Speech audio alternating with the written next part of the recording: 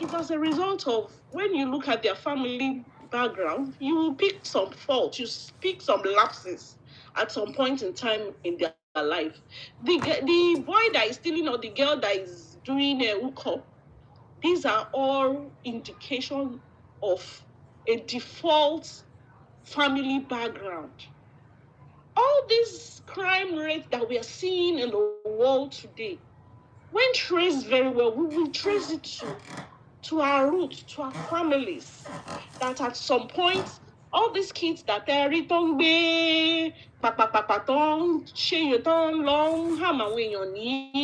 for no reason, they have some mental whatever. It might be as a result of some abuse from home. From home, if you trace it very well, the abuses from home, the neglect from home. So we as parents, we have to evolve. We should be our thank you so much kids friends. At the same time, we should not also fail to bring forth discipline measures when it's needed and it's needful. And also we should start, if we need to, as in the discipline, we should start right from when they are small, gradually commensurate punishment or whatever, not until when they are 14, when we discover that your discipline measure, it will be very too late at that point. The might resist. So thank you so much. Thank you so much. You're welcome. That's quite a submission. Ẹ jẹ́ kí n tó gbé Mr. Adebayo wọlé tí wọ́n bá fẹ́ bá wa contribute. I will ask again so that we will start taking these points one after the other and learn from it. On this point we are on, why do parents always make their kids or always want to appear to their kids as being superior when they were at their ages, when they were younger? Kí wọ́n tó sọ báyìí mo ti mọ̀, kí nǹkan báyìí tó ṣe mo ti mọ̀. Ní kíláàsì mi mo máa ń gbé first gbé second nígbà míì mo wá burú jù third ni. Ǹjẹ́ irú wà báyìí tó bọ́dà yìí pé ọ̀pọ̀ inú wa la máa ń parọ́? Okay. Ṣé irú nǹkan báyìí ǹjẹ́ ó ní advantage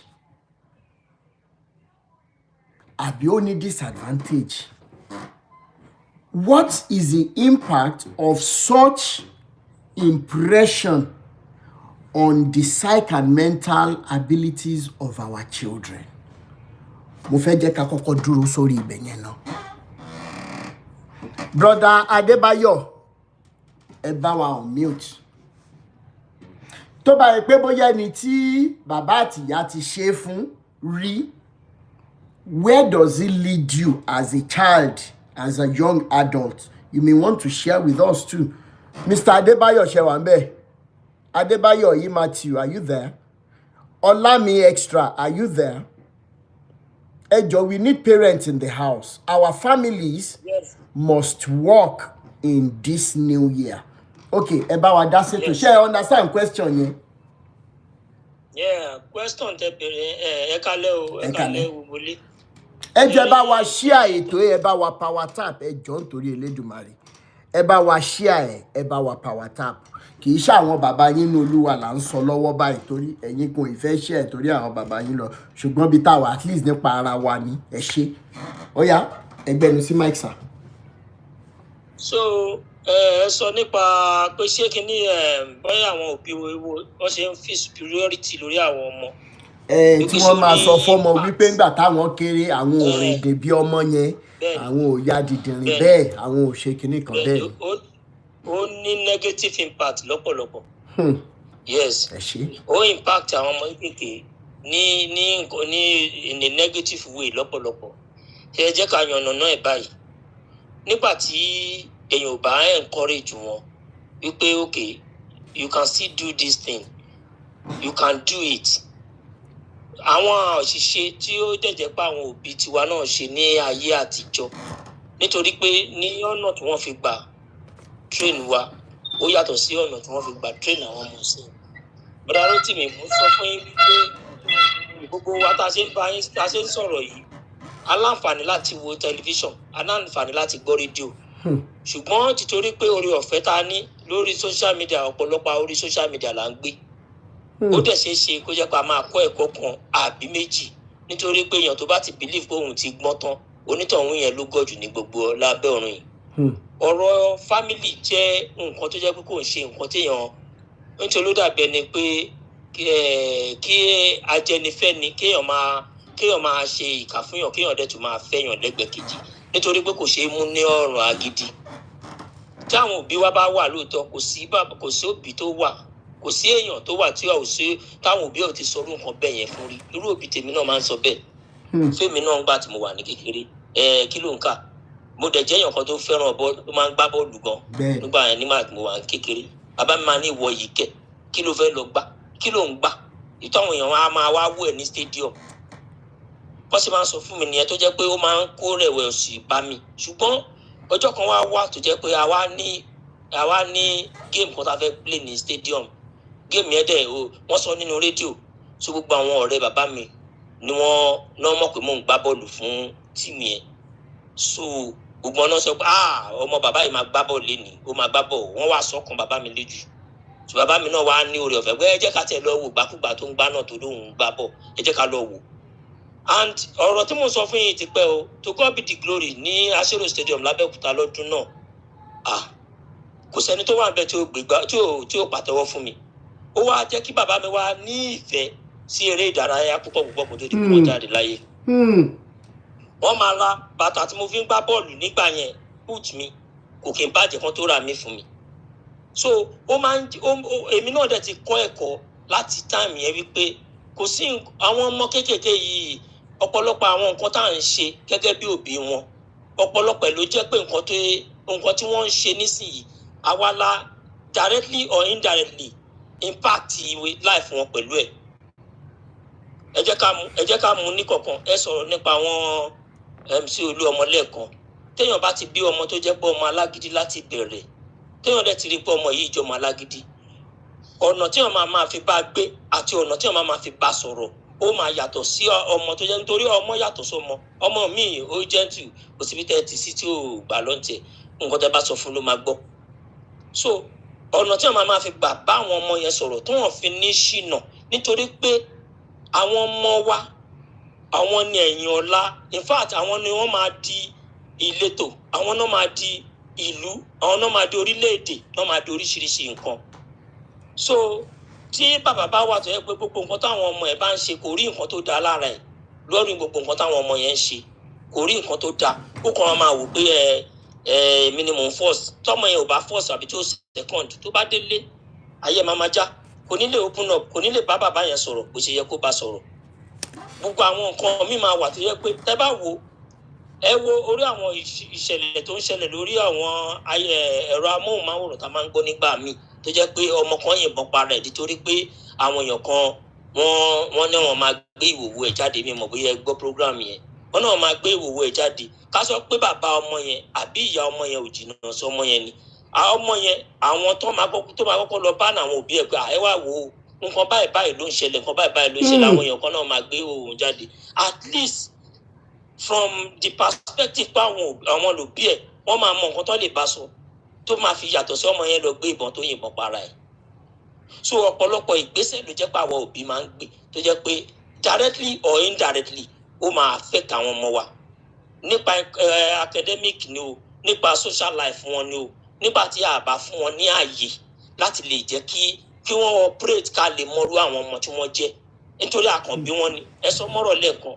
àwọn náà àwọn jẹ́jẹ́ wọn náà wà lọ́rùn tá lọ pọ̀ wọn wálé ayé but a ní ẹ̀tọ́ láti lè jẹ́ kí ká máa gbọ́ other side of their own story also so that anytime táwọn náà bá ní challenges kí sáwà nìkan là ní challenges àwọn ọmọ yìí náà máa ní challenges lọ́pọ̀lọpọ̀ gbà nígbà táwa ń bọ̀ nílùú yìí Bọ́dà Rótìmí àwọn ọmọ mi ọkùnrin ni wọ́n àwọn mẹ́tẹ̀ẹ̀ta ọ̀rẹ́ mi tí mo bá pàdé ń bíbá yìí ó máa ní bọ̀rálé kan ẹ̀yin lẹ́kọ́ àwọn ọmọkùnrin wá sílùú ìbáyìí báwo la ṣe fẹ́ ṣe ó máa ń jẹ́ kí n ríra mi bí ẹni pé ṣé àwọn ọmọkùnrin tí mo wá bí yìí sí tí mo kó wá sílùú òyìnbó ṣé kí n lọ pa wọ́n torí mo fẹ́ wá sílùú òyìnbó ni nítorí ó ti rí ìlú òyìnbó bí ẹni pé èèyàn ò lè wá sílùú òyìnbó pé wá tọ́jú ọmọ kó train àwọn ọmọ nílùú òyìnbó kò rí other side pé àwọn èèyàn kan wà tó yẹ pé àwọn ọmọ wọn ìlú òyìnbó yìí ni wọ́n wà tí wọ́n ti ṣe oríire tá a lè máa kà wọ́n ní méjì mẹ́ta mo ní ẹ̀gbọ́n tó jẹ́ pé àwọn ọmọ ẹ̀ ìlú wa ní Nàìjíríà lọ wà ọmọ méjì náà bí èmi náà máa ń bá wọn sọ nígbà yẹn gbà ẹ kó àwọn ọmọ ẹ̀ wá sílùú òyìnbó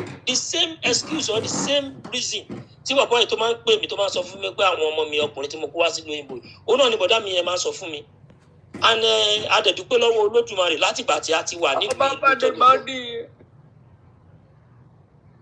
so adẹ̀dúpẹ́ lọ́dọ̀ Ọlọ́run látìgbà tá a ti wà nílùú yìí àárí Ọlọ́run ò jẹ́ ká regret pé a kó wọn wá so in a nutshell majority of our attitude or behaviour wa ló jẹ́ pé nǹkan táwọn ọmọ yẹn náà máa dàgbà tó máa bẹ̀rẹ̀ sí ṣe lẹ́yìn ọ̀la àwọn ọmọ tó jẹ́ pé wọn ò free pẹ̀lú ìyá wọn tí wọn ò free pẹ̀lú bàbá wọn kí lẹ expect tó bá ní nǹkan tó ń dùn lọ́kàn tó yẹ kó sọ tó dẹ̀ jẹ́ pé òun gan ló máa ràn lọ́wọ́ láti lè gòkè àgbà nínú ẹ̀kọ́ ẹ̀ ó máa find it difficult láti lè discuss ẹ̀ pẹ̀lú àwọn òbí ẹ̀ títorí pé wọn ò fi àyè lẹ̀ fún un láti lè sọ ẹ̀dùn ọkọ ẹ̀ àbí nǹkan tẹ́yìn náà máa ṣe tó máa fi jẹ́ káwọn ọmọ yẹn náà gbégbá orókè nínú gbogbo nǹkan tí wọ́n bá ń ṣe so ọ̀rọ̀ mi ò jù bẹ́ẹ̀ lọ lọ sí máa bẹ́tò lọ.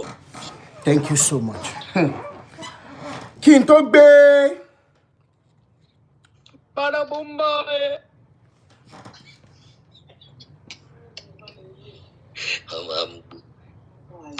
ṣé mo ti gbé àwọn bastard wọlé ni?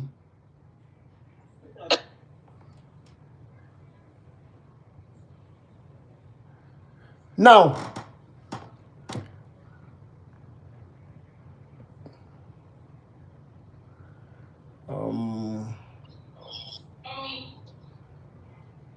Mommy.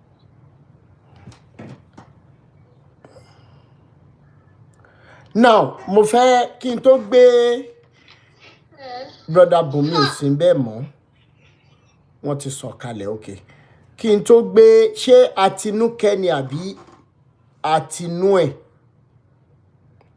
mi mọ bí wọ́n ṣe ń pronounce orúkọ yẹn or bóyá wọ́n ṣe mistake ni okay now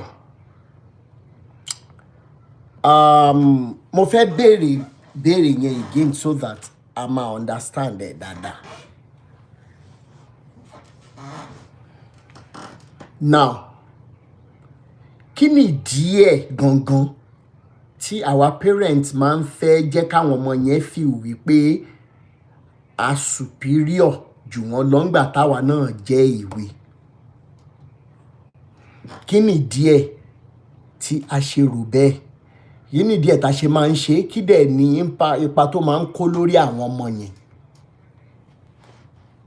Máa gbé sister Àtinúkẹ́ wọlé ṣé wà ńbẹ̀ ẹ lè on mute.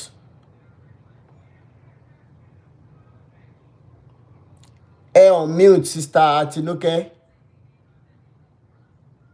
Okay, wọ́n sì ń bẹ̀. Èní lè ní jẹ́ ní abẹ lọ́wọ́ ẹ̀. Be renewed. Ẹ open microphone yìí. Thank you so much, BB8. Okay, ẹ má bínú pé ariwo pọ̀ ń give idea because I'm with my family. Oh, okay. This is where we are doing our own Happy New Year. Oh, better. So, Cherry, the thing is, the reason why our parents do that is, number one, because of fear, and then two, because of status. Fear in the sense that ẹ̀rù ń bà wọ́n pé ọmọ mi má ṣiṣẹ́, ọmọ mi náà lè fẹ̀gbẹ́, you understand? Forgetting that wọn ò ní understanding yẹn náà nígbà yẹn pé kò dìgbà tẹ́ bá parọ́ fọ́mọ. Because at the end of the day, ìgbà táwa bá wá dàgbà táwa find out, that is why we lose trust in our parents. That is why we lose, we stop loving them because I would want it for wájú. You understand? And then for some of them, status, they are.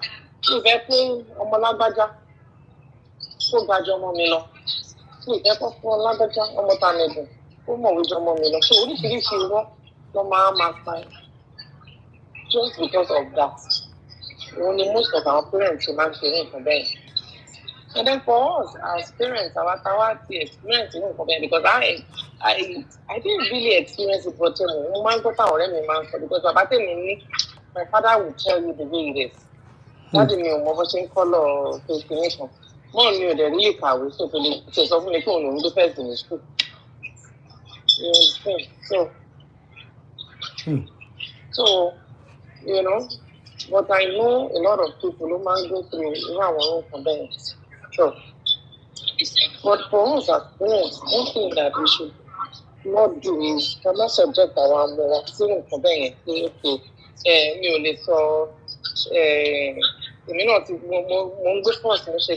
I don't do that with my children. I celebrate them, all their little wins, no matter how small, you understand, and encourage them. I know them will help me for them to open up to me. You know, my daughter, the first time to my new relationship. My daughter is 19 now. But people were like, I'm going to start any boyfriend.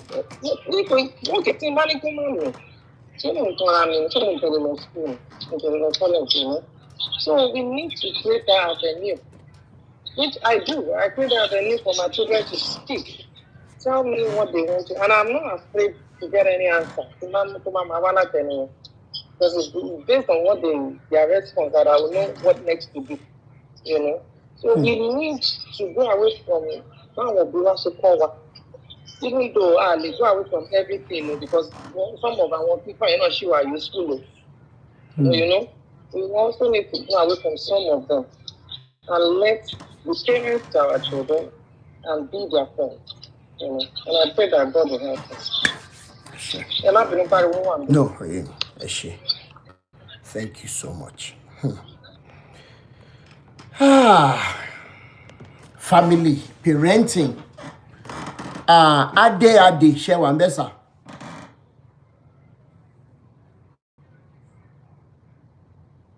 Ade, on mute, keba wa soro.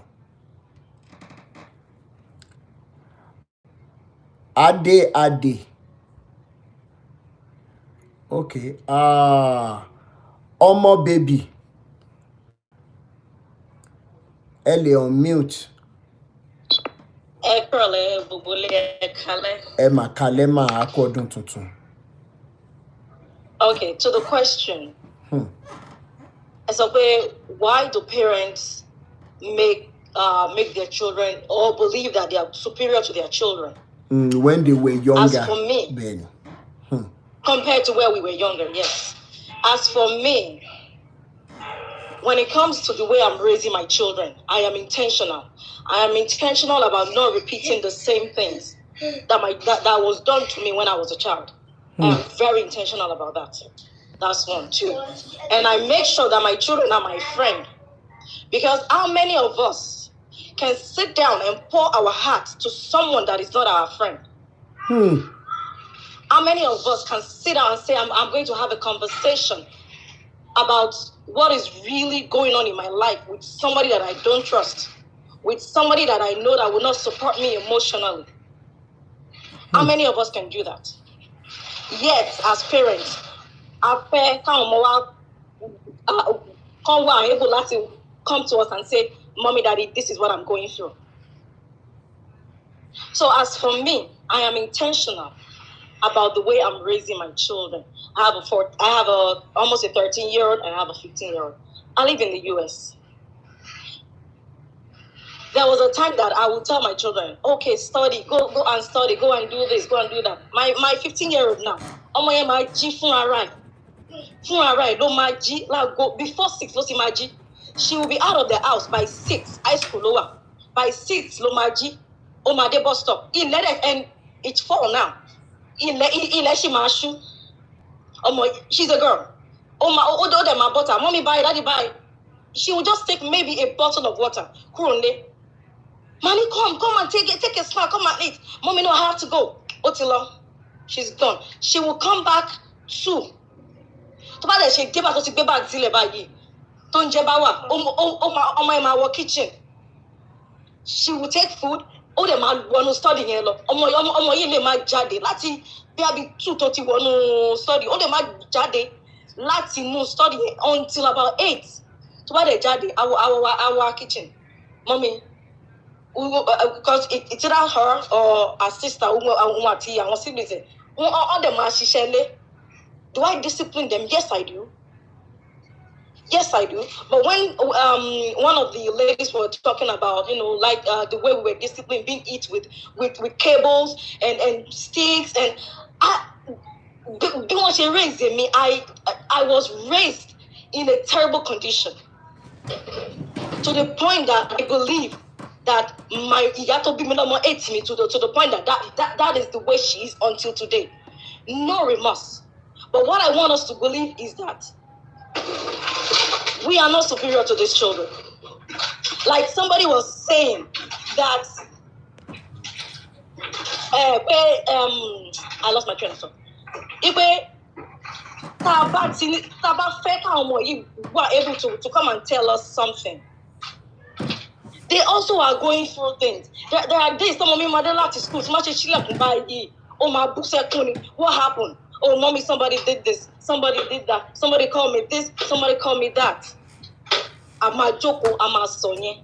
Because when I was a child, I know that I needed that support and I didn't get it. So I am making sure that I'm breaking generational curse. I am making sure that my children does not go through that. For me, it is intentional. And I believe as children too, it is intentional. And it about raise ọmọ, especially our can raise ọmọ nílùú yìí. And it about raise ọmọ nílùú yìí. Tó bá ní pé òun ò ní tolerate any insult or any sort of insult from their children. It's a lie. So silly. They would disrespect you outrightly or borderline disrespectful. They will do it. But then you as the parent, when you did this to me, this hurt my feelings. Because I let them know. Because some people believe and say, hey, your children are not your friend. As for me, I'm speaking for myself. So please, whoever is saying your children are not your friend, please speak for yourself. Don't speak for me. My children are my friends. They know when to put the stop, the comma, and the whatnot to whatever is going on. Like when mommy's saying this, when my tone is like this, I'm serious. When my tone is like this is what I mean. So no, we are not superior to our children because we've all been children once. And we should, and at that time, we wanted our parents to treat us better. We didn't get that. I mean, I would say I didn't get that. So I am intentional about the way I'm raising my children. So no, we are not better than them. We should be able to come down to their level. And again, please remember what I said before. Which one of us will pour out their heart to a person that is not emotionally supportive to them? So let's analyze. We are not better. Like that man said, I'm waiting on issues. Issues don't share. My 6-year-old will come back from school and say, Mommy, my teacher said this, my teacher said that. Come on now.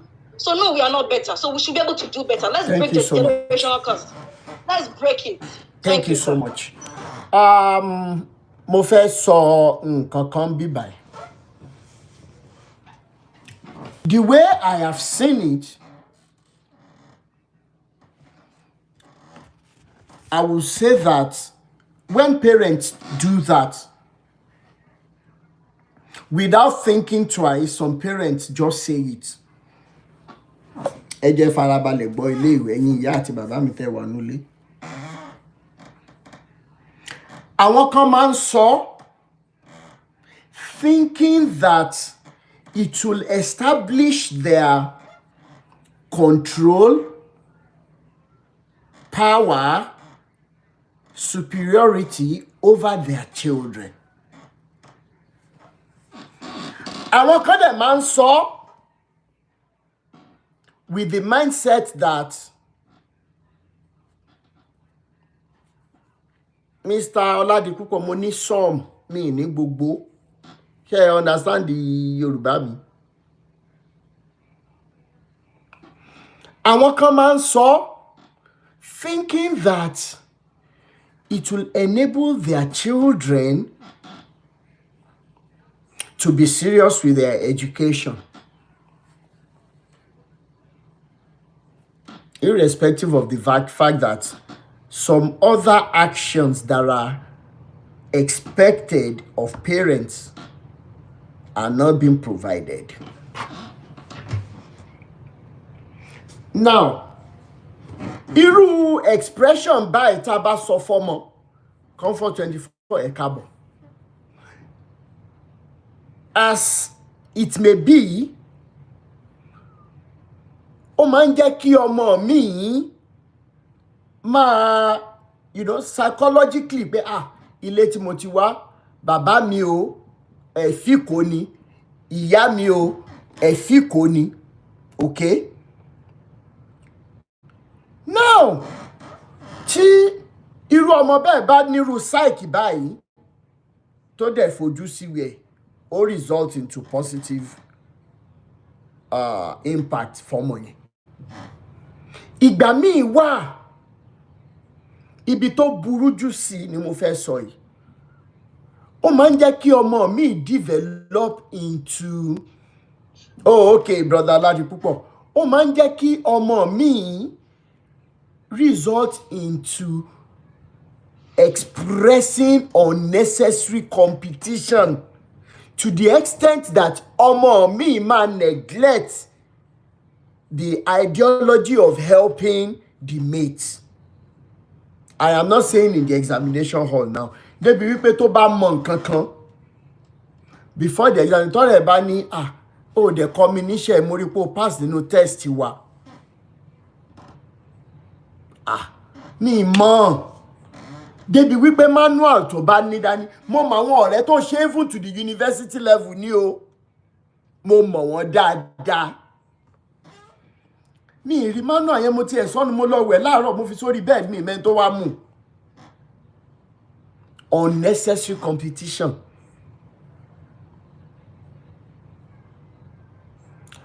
Francisca Johnson 3, ẹ má bínú. Ẹ má bínú mà. Now, kí ni díẹ̀ tí mo ṣe ń sọ ni wípé torí wípé a ò mọ ipa tó máa kó lórí àwọn ọmọ yìí. Tá a bá ń sọrú nǹkan báyìí, irrespective of the mindset tá a fi ń sọ, ó léwu díẹ̀ tá a bá link ẹ̀ mọ́ bá a ṣe ń bá ọmọ wí. Ẹ̀yin òbí kọ̀ọ̀kan wà níbí báyìí tẹ́ ẹ wà guilty of nǹkan tí mo fẹ́ sọ yìí. There is a difference between punishment and discipline. Bẹ́ẹ̀ nǹkan ṣe sọ. Ẹ jẹ́ kí n fi nǹkan kan ṣe example ká lè understand question tí mo fẹ́ béèrè. Torí gbogbo alágbọ́dọ̀ sọ ṣẹ́rí, either we like it or not. Kò sẹ́ni tó ní manual parenting lọ́wọ́ o. A kàn ń sọ ìwọ̀nba tá a lè sọ to make some parents break down, to break the wings of pride and ego in some parents ní tá à ń ṣe, to be able to make sure that our families are united and the children are not flowing into the wrong ends in the society for advice, for friendship.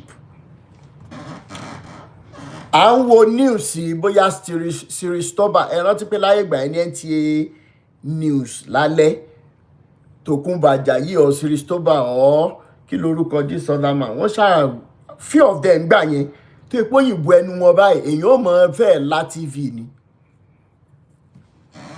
Torí wípé lálẹ́ ọjọ́ yẹn, I was lonely being the only grandchild with my granddad. So, wọ́n ṣàwà ń wá tension wọn káàkiri nínú ilé pé ká tiẹ̀ jọ sọ̀rọ̀ or kí wọ́n tiẹ̀ béèrè nǹkan kan ṣá, as a kid. Mi mọ̀ tí mo tún fẹ́ fi get attention. Wọ́n ṣà ń gbọ́ news lọ ni. And of which mo ti mọ̀ pé wọ́n ti sọ fún mi tẹ́lẹ̀ pé tí n bá ti ń gbọ́ news, ìwọ náà gbọ́dọ̀ wà lẹ́gbẹ̀ẹ́ mi torí current affairs ó wà ní gbogbo ayé ìgbà yẹn. Okay? wọ́n wà ní gbogbo ayé ìgbà current affairs máa ń wà láwọn schools wa láyé ìgbà yẹn o gbúdọ̀ mọ minister of kinní kan o gbúdọ̀ mọ minister of kinní kan o gbúdọ̀ mọ minister of kinní kan o gbúdọ̀ máa mọ̀ lórí tó bá dẹ̀ ń wo news ní àwọn tó ń ka newspaper you know you will be conversant with these things. bó wá wo tí mo lè fi get attention grandpa mi jọ ẹ̀mí rí ẹ mọ àwọn ìgbálẹ̀ tá a máa ń lò láyé ìgbà yẹn tá a máa fi ń gbọn jàǹkáríwọ̀ wọ́n ní orí tí ó bá jìyà ni tó bá sùn ní aago 6 rọ̀lẹ́ tó bá di 11:30 sí 11:40 alẹ́ torí pé ó gbúdọ̀ jẹ̀yà yẹn sùn yóò dìde pé òun fẹ́ lọ tọ̀ ẹni tó máa gbá ń kó yóò tẹni yẹn mọ́lẹ̀ tí wọ́n fi ṣèyà yẹn fún un. mo wá lọ kitchen àwọn ìgbálẹ̀ yẹn máa ń tíìkì báyìí kò kí ń bend how many of you lẹ rántí ìgbálẹ̀ yẹn wọn ìrú mi rò pọ́n ṣe mọ́tì mi ìmọ̀ tán fi ń ṣe ń gbà yẹn ó máa ń tíìkì a máa ń nà sókè bá a máa fi ń gbọ́n jàǹkárí wọlé. mo wá lọ kitchen mo lọ yọ ẹyọ kan mo wá ra kúlú mischievously mo wá ra dé ẹ̀yìn iṣẹ́ grandpa mi mo wá ń fi ìgbálẹ̀ yẹn ṣe wọ́n létí wọ́n ṣàṣe báyìí ẹ̀rín wá pa mí ní ẹ̀rín pa mí ní ẹ̀yìn iṣẹ́ àti mo wà mú káàtì cruise ń ṣe tí wọ́n létí wọ́n ṣe ráì nígbà tí grandpa mi mọ̀ pé èmi ni mò ń fi nǹkan ra wọn létí àfi bí ìgbà tí mo ra ewúrẹ́ ọlọ́ra àgbò lọ fi ṣàwúre ìyá ni ẹ mọ̀ kí wọ́n na ọmọdé level bì kan bọ́n ṣe ń lù mí náà ń lẹ́mìí mọ́ ṣíà wọ́n na irú ọmọ kátikàti irú àsìkò ẹ̀ báyìí ṣé ó lè wọ́n ná mi ìlè bí mo yẹn bá yín sọ̀rọ̀ mo sì rántí ìyá yẹn mo wá sunkún yẹn dé ẹmọ ẹkún téèyàn máa sun wàhálà ìwọ̀n ìyà tó yà lọ́mọdé ní kò dáfẹ́ tó náà ẹ mọ̀ pé tí wọ́n bá na ọmọ ìkéré tó sì ní agbára láti ṣe wọn ò na ọmọ yẹn dáadáa lẹ́yìn ìgbà tí mo sunkún dé lẹ́fù kan èṣù kélòkù tí mò ń ṣe mo wá lọ wọ́ síbì kan. Now, this is the message I want to pass across. My grandpa don't she love NTA network news tó ń gbà yẹn. Ibi tí mo wọ́ sí tí mo ń ṣe sùké tí mi lè àjẹkún yà ni. Ibi tí mo wọ́ sí gẹ́gẹ́ bí ọmọ ìkéré mi. Ó dẹ̀ yẹ kí n lọ school níjọ́ kejì. Inú bí mo ṣe ń sunkún tí mo ń ṣe sùké yẹn, mo rọra iron aṣọ mi ẹni tó bá mọ Trinity Home Nursery and Primary School láyé ìgbà yellow check la máa ń lò pẹ̀lú khaki short mo ti lè ṣe roman ti pé torí ìyá yẹn ti register sí mẹ́kẹ́ tí bí wọ́n bá tún find out pé mi lọ aṣọ mi tán bá tún fọwọ́ kàn lálẹ́ wà láì mo lè kú so mo ti yá ń lọ but as much love he had for the NTA network tí grandpa mi fi ṣe àfi tá a bá travel. Do you know what he did? He switched off the TV. Wọ́n wá síbi tí mo ti ń ayọ̀ ọ̀nà aṣọ. No, Ìbàdàn ní ọ̀nà ṣáṣá. Wọ́n wá sí ọ̀nà bẹ̀. So bí wọ́n yẹn ń bọ̀ ẹ̀rù tí ń bà wọ́n ti rí pé ẹ̀rọ ń gbé mi kí ló ẹ̀ tẹ́lẹ̀ kí ló dé tí I can't even describe it. He first took the iron, the pressing iron. Wọ́n bá mi lọ aṣọ mi, wọ́n yọ gator sí ṣòkòtò wọ́n ṣe. He took his time to explain to me. He took his time to tell me what I did that was wrong. He now explained to me that he understood the fact that maybe I was wrong because wọ́n ti fi eré tájọ máa ń ṣe. You can imagine my grandpa making egusi soup. Kí wọ́n dìídì ṣe stool fún mi tí mo máa ń dúró sí. Wọ́n ní ṣó ti rí pé òróró epo orí ọbẹ̀ yẹn ti ń gbá jáde díẹ̀díẹ̀. He was a very loving man. He was. Now, wọ́n mọ̀ pé èmi àti wọn nìkan lájọ máa ń ṣeré, mi ń ṣe tó máa ń fi tọ́ ìṣeré lẹ́yìn pé mò ń gbá bọ̀. So after explaining those things to me, he put me on his lap, wọ́n bẹ̀ mí, wọ́n ṣe everything. Ẹ̀rọ ìgbẹ́ náà bá tún bẹ̀yàn orí èèyàn máa orí èèyàn máa wá wú yàtọ̀. Orí mi wá ń wú. Ó dà wá Andrew Liversalt tán mọ̀ pé mo like gan gbà yẹn. Ìjọ yẹn ni grandpa mi sọ fún mi pé àwọn mọ̀ pé máa ń parọ́ pé inú run mi jẹ́ inú àrùn ẹ̀ làárọ̀ àrùn ẹ̀ lọ́sàn-án àrùn ẹ̀ lálẹ́ torí Andrew Liversalt. Ó yá wa lọ gbà. Wọ́n fi gbogbo ọgbọ́n yẹn wọ́n fi jẹ́ kí n wà òkè pé mi ì gbúdọ̀ lọ sùn bẹ́ẹ̀ yẹn. Whether something was wrong, was making him sad that night, he took his time to explain to me.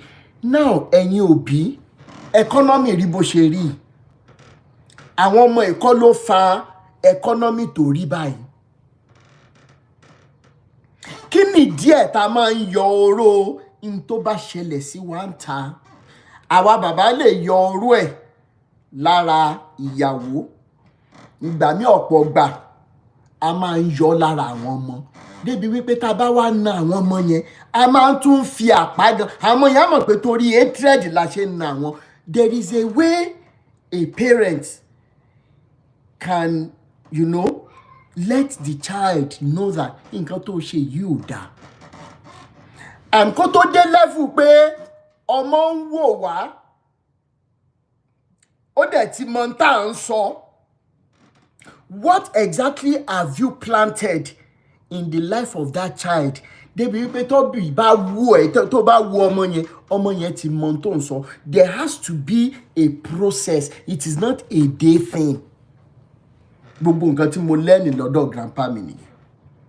Débi wípé tá bá ní mo like ẹmu ń sìn, alẹ́ àwọn ẹlẹ́mu tó máa ń fi kẹ̀kẹ́ kiri ń gbà yẹn pẹ̀lú keg. Ìgbádẹ̀ náà fi máa wọ̀n fún ẹ tó máa mú. Ìkẹ̀ni máa nígbà tí grandpa mi mọ̀ pé mo like a máa rà sínú fridge. And a lot of some other things. At that time, tí yẹn ṣẹlẹ̀, what my grandpa did the following week, ẹni tó bá mọ ọjọ́ Ìbàdàn dáadáa gbúdọ̀ mọ tí mò ń sọ yìí. Just directly opposite our compound, grandpa dẹ̀ gbé bulldozer wá, wọ́n dẹ̀ clear igbó, wọ́n dẹ̀ ṣe normal goal post. Ní gbogbo yí àtàǹsọ̀ yìí, òun ni wọ́n máa ń pè ní Ogundele Field. Just because he wanted to make me happy and make me know that he didn't beat me out of hatred, but out of intimacy. Kí wá ní díẹ̀ tí àwa òbí generation yìí, despite the challenges táwọn ọmọ wa gan face, why can't we, kí ló dé tí a kì í lè separate in tó bá ṣẹlẹ̀ during the day kúrò lára bá ṣe ń punish àwọn ọmọ wa tí wọ́n bá ṣe nǹkan kan? Tá bá ti wá ṣe mistake yẹn, ǹjẹ́ a máa ń gbégbèsè láti lè jẹ́ kí wọ́n mọ̀ wípé Dr. Rotimi. Sir? Oh yes, sáré sọ̀rọ̀, sir. Okay, God bless you. Echo to sir. Yes, sir. And this is a very lovely topic, which I myself probably am guilty of. For the first time, I have 4 kids. For the first time, I know it's 38. Ben. Every one of them. Because you have to complain, man,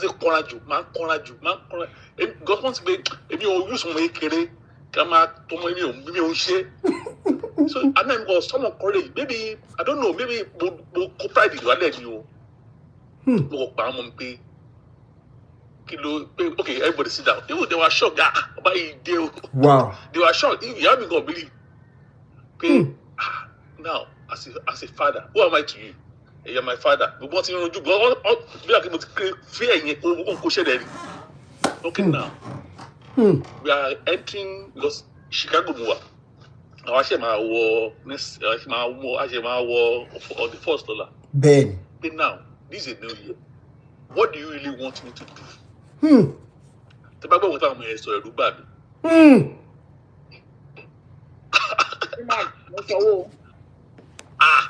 But what? Daddy, you don't make us happy. I'm scared of you. Wow. Bros, me ò gbọ́rọ̀ ẹ̀ láyé mi. Just there's a topic here, bros, mo pe wow. And the contact pè lẹ́ẹ̀kan ẹ pé it seems you're a prophet, you don't know.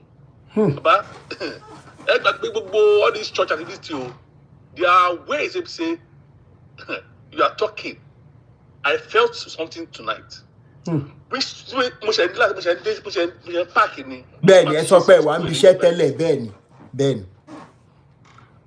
Tí bá sì ń dókè báyìí, màá tún lọ ṣe series to pay now. What do you want me to improve on now? Even including ìyá mi, I'm a joke because èmi ò rí ro ká máa kí ló bá sọ fún mi. Bros, ṣe let me know one thing. The truth shall set you free if you know it. The truth is not about religion, it's about you speaking the truth. And I'm begging you, bros, because you are now a trailing fire. You're not a force. Please, don't be deviated. Don't get distracted, please. Because I just why is this man they talk like this? He seems like he's talking to me. No mind can be a sharp in your wall. Benny, sir. Because Gomorica Amoyan fear. Oh, sumo me. No, they know me no worry. Me no mommy, me no worry. But Morica won't come in sort. Man jack baby. Ebi máa fi ọkùnrin máa jágbe ẹgẹ tèkí ọjà bẹ́ẹ̀ni àná yẹn àní wọ́n ti jí wọ́n wá kí mi láàárọ̀ yìí gbogbo ṣé mi wo tàbí King Solomon yìí ni wọ́n wá kí mi. Wow. So wọ́n pàtẹ́ àwọn sọ̀rọ̀ pé mo kí bàbá yìí tún ó tún eat mi bàbá bros àwọn doctor yà doctor bros you eat me ẹja mi ṣọ gidi I'm telling you bros yà máa complimenting kọ́ra jù. Man, keep me very ọmọ yìí fi mí lè jáde ẹgẹtẹ àní àná for the first time in my life ọmọ yìí mi ò wo Disney mi ò bá wọn wo àná àwọ Lion King. Wow. Ọ̀fin pé Lion King is an old movie. Bẹ́ẹ̀ni mo jẹ́ bàbá wọn mo bá wọn jókòó Lion King yẹn inú wọn dùn bí. Ẹ máa wá rí i pé wọ́n máa fò wọ́n máa. Kálọ̀ mu bíà ìrọ̀ ẹ̀dá padà. Àní Lion King opposite Lion King is an old movie. Inú wọn dùn bí. Torí pé ẹ jókòó tí wọn. Bros. Bro, I need more. Charlie, more notice pé Baba, I need more really learn this lórí nǹkan tẹ́ sọ lẹ́yìn bros. I'm their God. But don't read me as God, don't read me as Pharaoh ni. I'm a God, I communicate with God. I want me to communicate with me. Ìyá wọn dẹ̀ lọ complicate pẹ̀lú and ó dẹ̀ máa ń dún wọ́n dẹ̀ sọ yẹn pé come on lọ àwọn ọmọ mi máa lọ get another father which is just useless father or pastor ṣùgbọ́n bẹ́ẹ̀ bros ṣe ẹ ti professor ṣe mi lé ní gbogbo tẹ̀ sọ ẹ problem yìí nìyẹn ẹ ti prophetic killing mi lé ní. I'm telling you, bros. I will let you, doctor. You're a wonderful man. I really appreciate you. Thank you so much, Baba. Just keep the fire hot. Thank you so much. Because you are a common celebrity, but home they touch here, and home helps the nation. Bẹ́ẹ̀ni. Ilé ló help nation. Bẹ́ẹ̀ni. Tá a bá ti bá ilé yẹn dáadáa bẹ́ẹ̀ yẹn kí ọmọ má lè communicate pẹ̀lú bàbá, ó máa jẹ́ kí wọ́n lose confidence. Níta, ní class, everywhere, bẹ́ẹ̀ni. Now, èmi náà mọ̀ pé kí ni kò first second ṣé mi kò gbé first gbàgbọ́ secondary school. So, Baba, I really appreciate what you do. Thank you so much. Thank you so much. I really God bless you, bros. We know me do fún kàtẹ́ sọ. Thank you so much. Ó dàrọ̀. Family time. Yeah. Family time. Kò sí ní tàbí fi wé. I would want to entertain parents tó wọ́n mọ̀ pé on this path tá a sọ yìí àwọn kùnà ní Yorùbá means pé àwọn fail in that aspect. Ká ní bàbá tó bí mi wà láyé ni irú àìní ni mi ìbá gbé wọn wá ẹ wá sọ bí tẹ́ ẹ ti fail ẹ wá sọ you know ṣé a rí àwọn parents tí wọ́n gbà pé àwọn fail as parents àwọn dẹ̀ ní difficulties in coming back to who they are supposed to be to their spouses or to their children. We want to hear you. We want to have a good connection. Bàbá mi, ẹ gbóhùn sókè sà, ẹ kálẹ́ àbí ẹ kálẹ́ náà bẹ́ẹ̀ ni. Hello sir. Hello sir. Hello sir. Hello ma. Okay, yeah, gbóhùn sókè ma. I mean, the only thing I can say is that we all have our different policies and beliefs. Ben. Okay, I was an only girl for my mother, and she was very strict. She died age 43 in a car accident, and my father died the next year. But I was very glad for the way she brought me up. My father indulged us, maybe because he lost his mother at a young age. So we were like, I literally would do anything. And people were even asking me,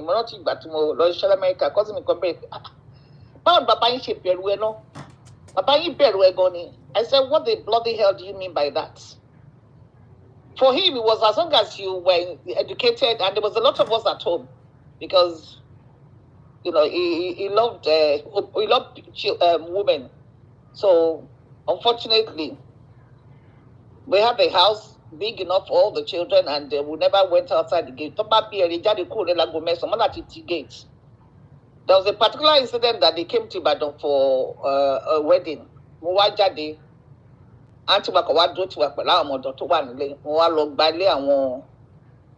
Neighbors were ilé yẹn bàbá àwọn tó ní Shoprite Táyọ̀ Àmúṣàn ilé àwọn Táyọ̀ ọmọ wa pọ́n fẹ́ǹsì ẹ̀ wọnú ilé wọ́n wá sọ fún bàbá mi gbà tó dé kò tẹ́ bá mi rojọ́ kankan. They came back on Sunday, but to the Monday, since he had workers at his kidney, ó dẹ̀ ní kó lọ raise fence ó wá fìgò sórí ẹ̀ ó fìgò sí ìgò sí tó bá bí ẹ̀rí gún tọ́lá níbẹ̀ tó bá hang go hang nìyẹn. We had that we were each other's friends. Problem with her because she has a sense of indulgence. And a sense of we obligated just because of mo ní wọ́n ti bíra ìyá kan ní bàbá ẹ̀ rí pé mo ẹni kìí I don't owe you jack. She had a sense of entitlement. And I made that clear because I love that money back $4 million a year. But last year, I cut everything up. Well, they don't buy, so don't be more for you. I'm not going to do that with you. If you don't like it, damn you. I will give everything to a beggar and they will appreciate me more than you to have a sense of entitlement. I have a godchild. In 2014, 4 years later, India knew, 4 years later, she was going to a private school. The mother brings them over to me to chastise them. The girl is a midwife today. She's a midwife today.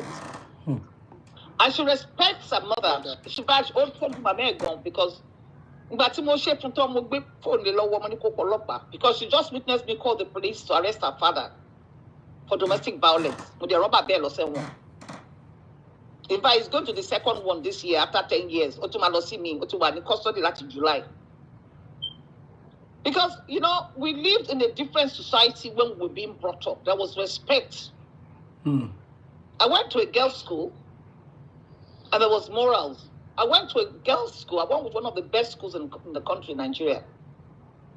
Parents, me, go to school, if a teacher, I'm not go tell you, me. But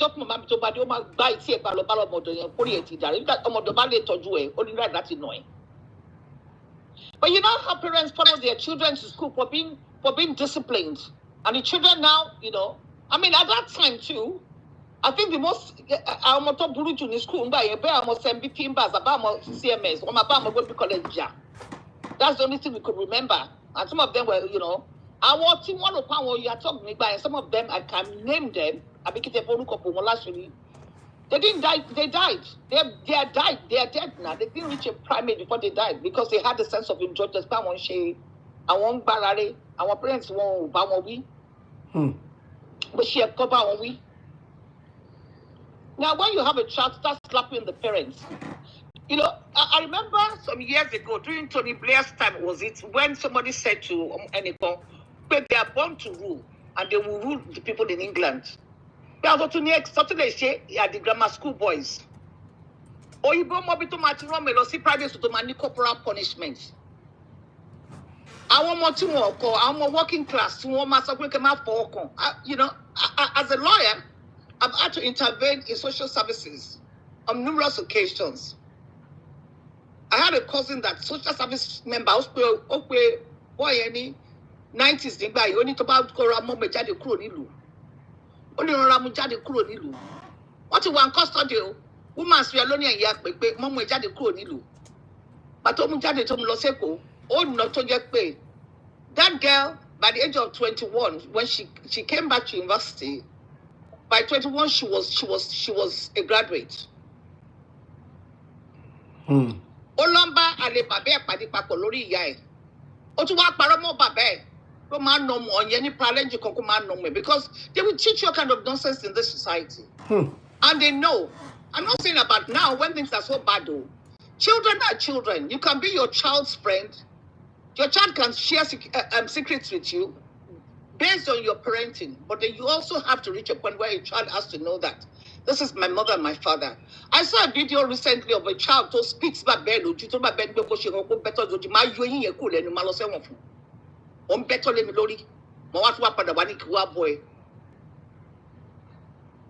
You know, because the society in these countries give you so much rules and regulations, and they frustrate you in some cases, so that to be normal, woman not of anger.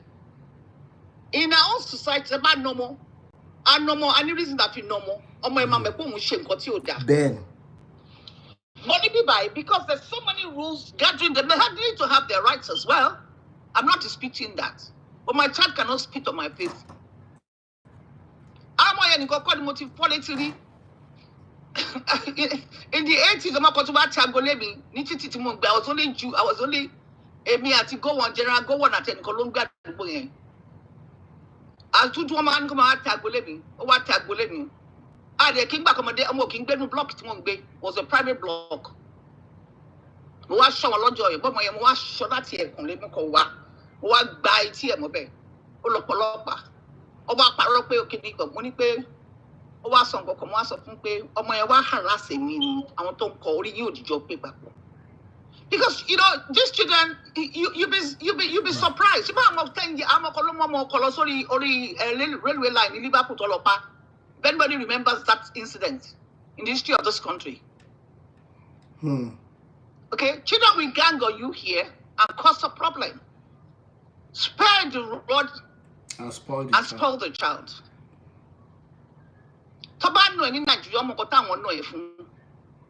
And you're seeing so much incidents of violence on children now because society has pressures on them, on the parents. That's why you're seeing more. Societal pressures is what is causing more problems. I think some 2 or 3 years ago, I saw some people talking how really can probably condom a 3-year-old. Grandmother Lord with Sunday, you know, maybe the woman was angry about something. Or one sort of social services in Nigeria. And then you know that social services, and you call log bomb to back bomb. Clear our parents to the told you, talk to the grandmother. So there got to be checks and balances. That's the word. But when you see children in school here, we were put in uniform for a purpose so that there should be a bit of discipline and uniformity. Madam Obalo to Loshe in Kono, to show you them at school. All the time was to the age of 12. I would see the 12-year-old Canadian people. So how do you balance that? Yeah, your friend or your child tells you, "Mommy, shut up. Don't be stupid." How do you come to that? I have grandchildren. I have a set of twins. Which is one they're 16 or 17. And I have their sister who is about 22. She was 22 today. She's a rude, badly behaved child because the mother believes she's her friend. But the man want me take the man away. I give the others money, but I don't give them. Young go me on follow. He has a sense of entitlement. And I've seen her doing the same thing with the twins, but multiforia when you was only pay on mess or multi-man basso, kilo basso at the age of 18, 20, or 21 to look kilo basso. Oh, I'm not saying that you have to force her to do anything. You can talk to her, advise her. Do you understand? But you can't be telling her that at the age of 18, 19. They know me, I'm a disciplinarian. But in the security me go about 2 years ago. To the Ponico Droseleke Conche Kiniko from mother me. Oh, one so far workers make a. I'm not sure I spoke about that with my granny. I'm not interested. What over the money in Bolowa. When I'm on my way to Lagos, we talk about beer, little back para wasili wa beru enita. Because I expected the parent to tell her, go back and do what they told you to do. But why did my best school? Oh, they didn't borrow similar. Me about power, but they let me by 10 o'clock, about a month after. When you call query, call key security query. Walk on my ruby was a point about beer that dassy. I'm a disciplined person, and I would not do otherwise. And then if I thought my mother was a witch for cutting my hands, to bag, keep billions one be only bag. She taught me that. And what happened was we had a talk shop in school. What if someone get from what to my brother to school them kidding? What they find me, what in library making waiting or quoting me or Timo Dapada. I wanted to have my cake and eat it. Only my call bag, they call bag. Mutua call bag, Mutua soften. Oh, 1 a.m. But then 6 o'clock, Lara Batosha Drato, only called Batawa. But they were blade to that, but they gave me lower. I find there one bed. Now you can imagine at the time she died, yes, I was already having children, but because she was a career woman, she spaced us out. 5 years, 8 years, the last one was 6 years when she died. If she had not been a disciplined person, but look at Tabara property, property at the end of under bridge, Nibi Gonia no Pajao. You understand? All my brothers can cook. That is what my mother taught us. They can cook. Once you're in Genjokoti, you don't tell them to work for pants at Tibraya, where in the washing machine in the dolly sill. Mumbola to job, she will let me banning the Mokuja, the Mofling, that to windows that I put it down. But for Patati Braya, my love for you, you mouth for you late to me. That's the height of madness. Yes, I like you. You're close to your wife that way, but don't bring your panta and your bra to come and wash. In my bikini, I told you previously, you know.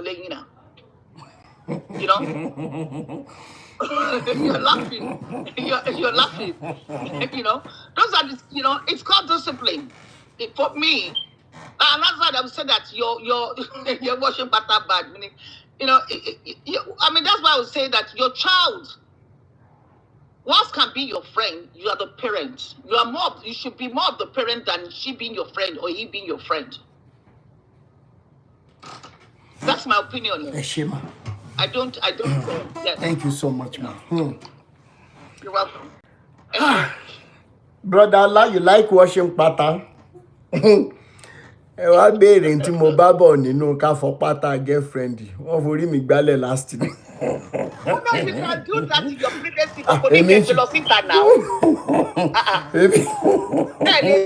Most somewhere. Yeah, yes, I attended Methodist Girls High School. Yes. I attended Methodist Girls High School. Ẹnìkan ti mọ̀ ní o, aró oko ti wá sọ́jà o. Olórí Gbádébọ̀ ẹ̀ka lẹ́mà. Lọ́dọ̀ọ́lá, ìyíwò mi ò wọ́n la fi dálé ayé. I'm not an extremist. I'm just a disciplinarian. I don't. If I wasn't a disciplinarian and the person was very strict, I wouldn't have endured some things that I did. So it's just that our major problem is that we lack discipline in the society now. That's the major problem.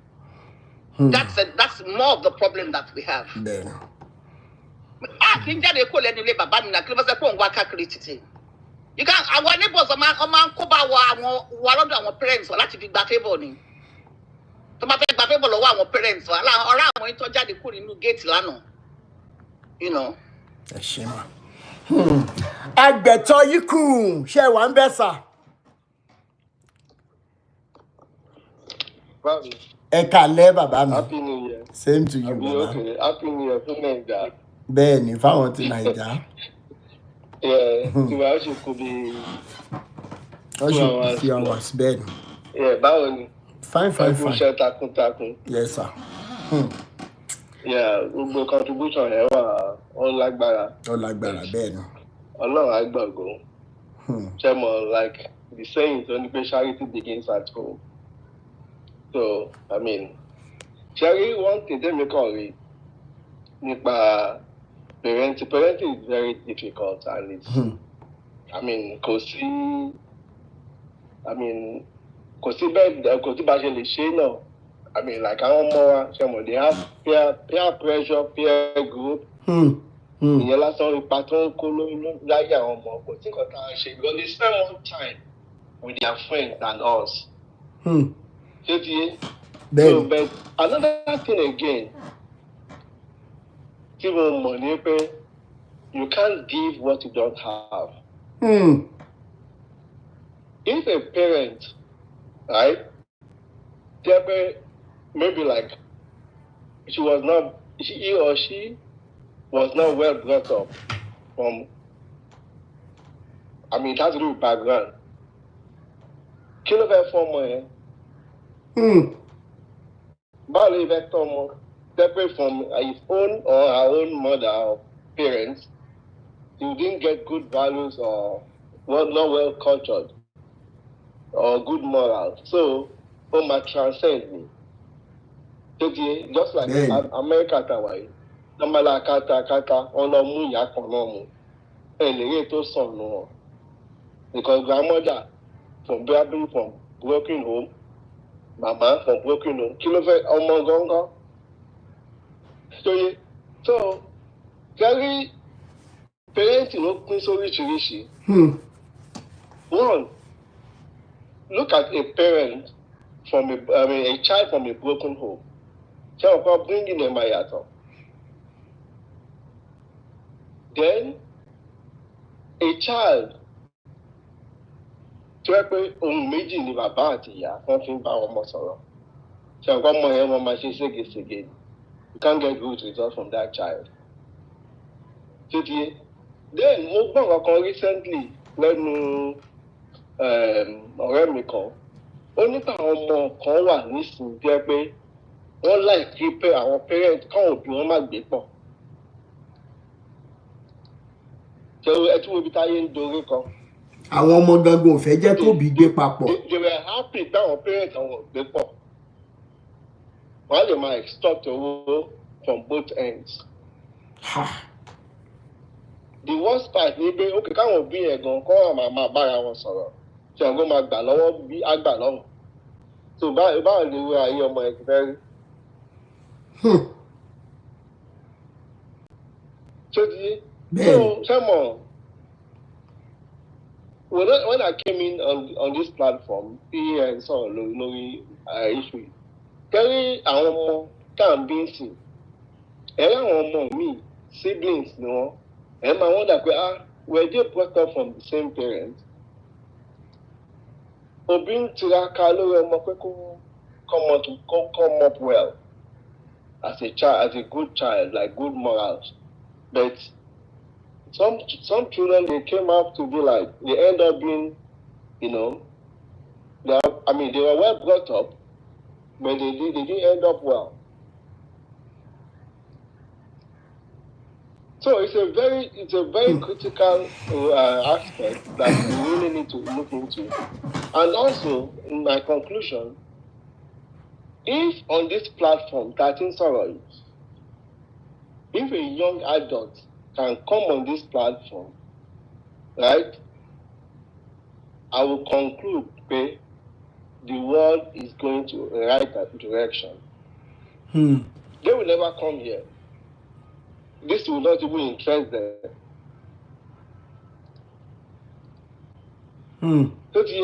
So, I mean, we just have to.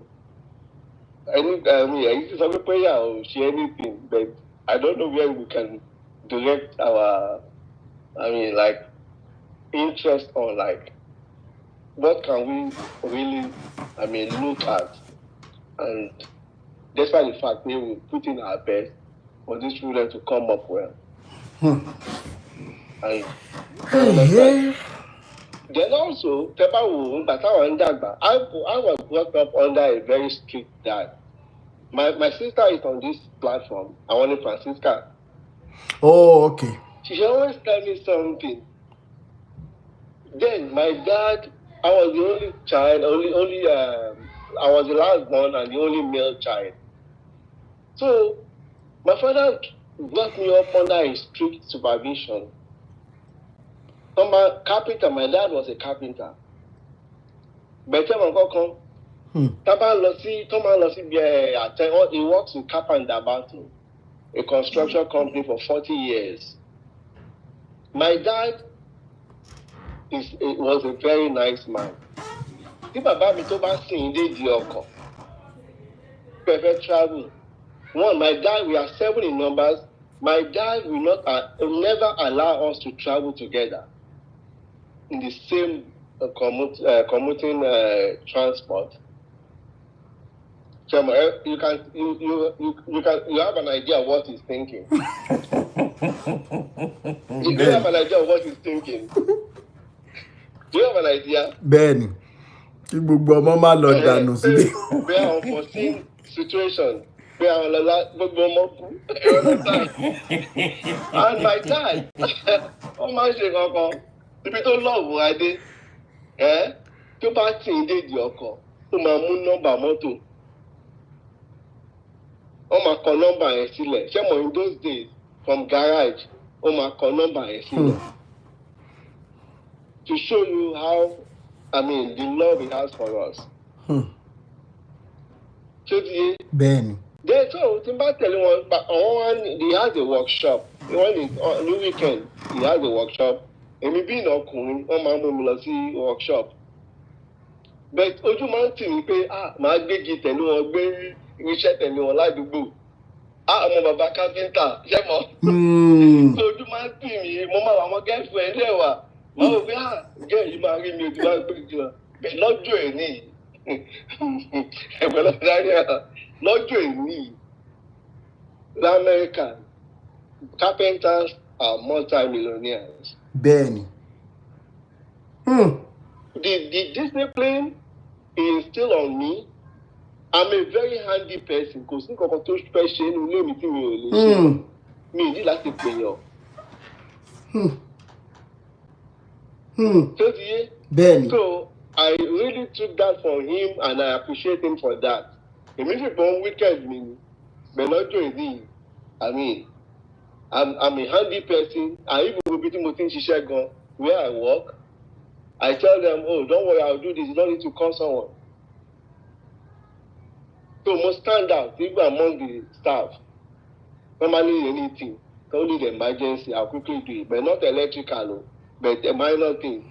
And you know what? Safety conscious. Yeah. Now again, I told my family, enter we're on the dining to eat, no phones.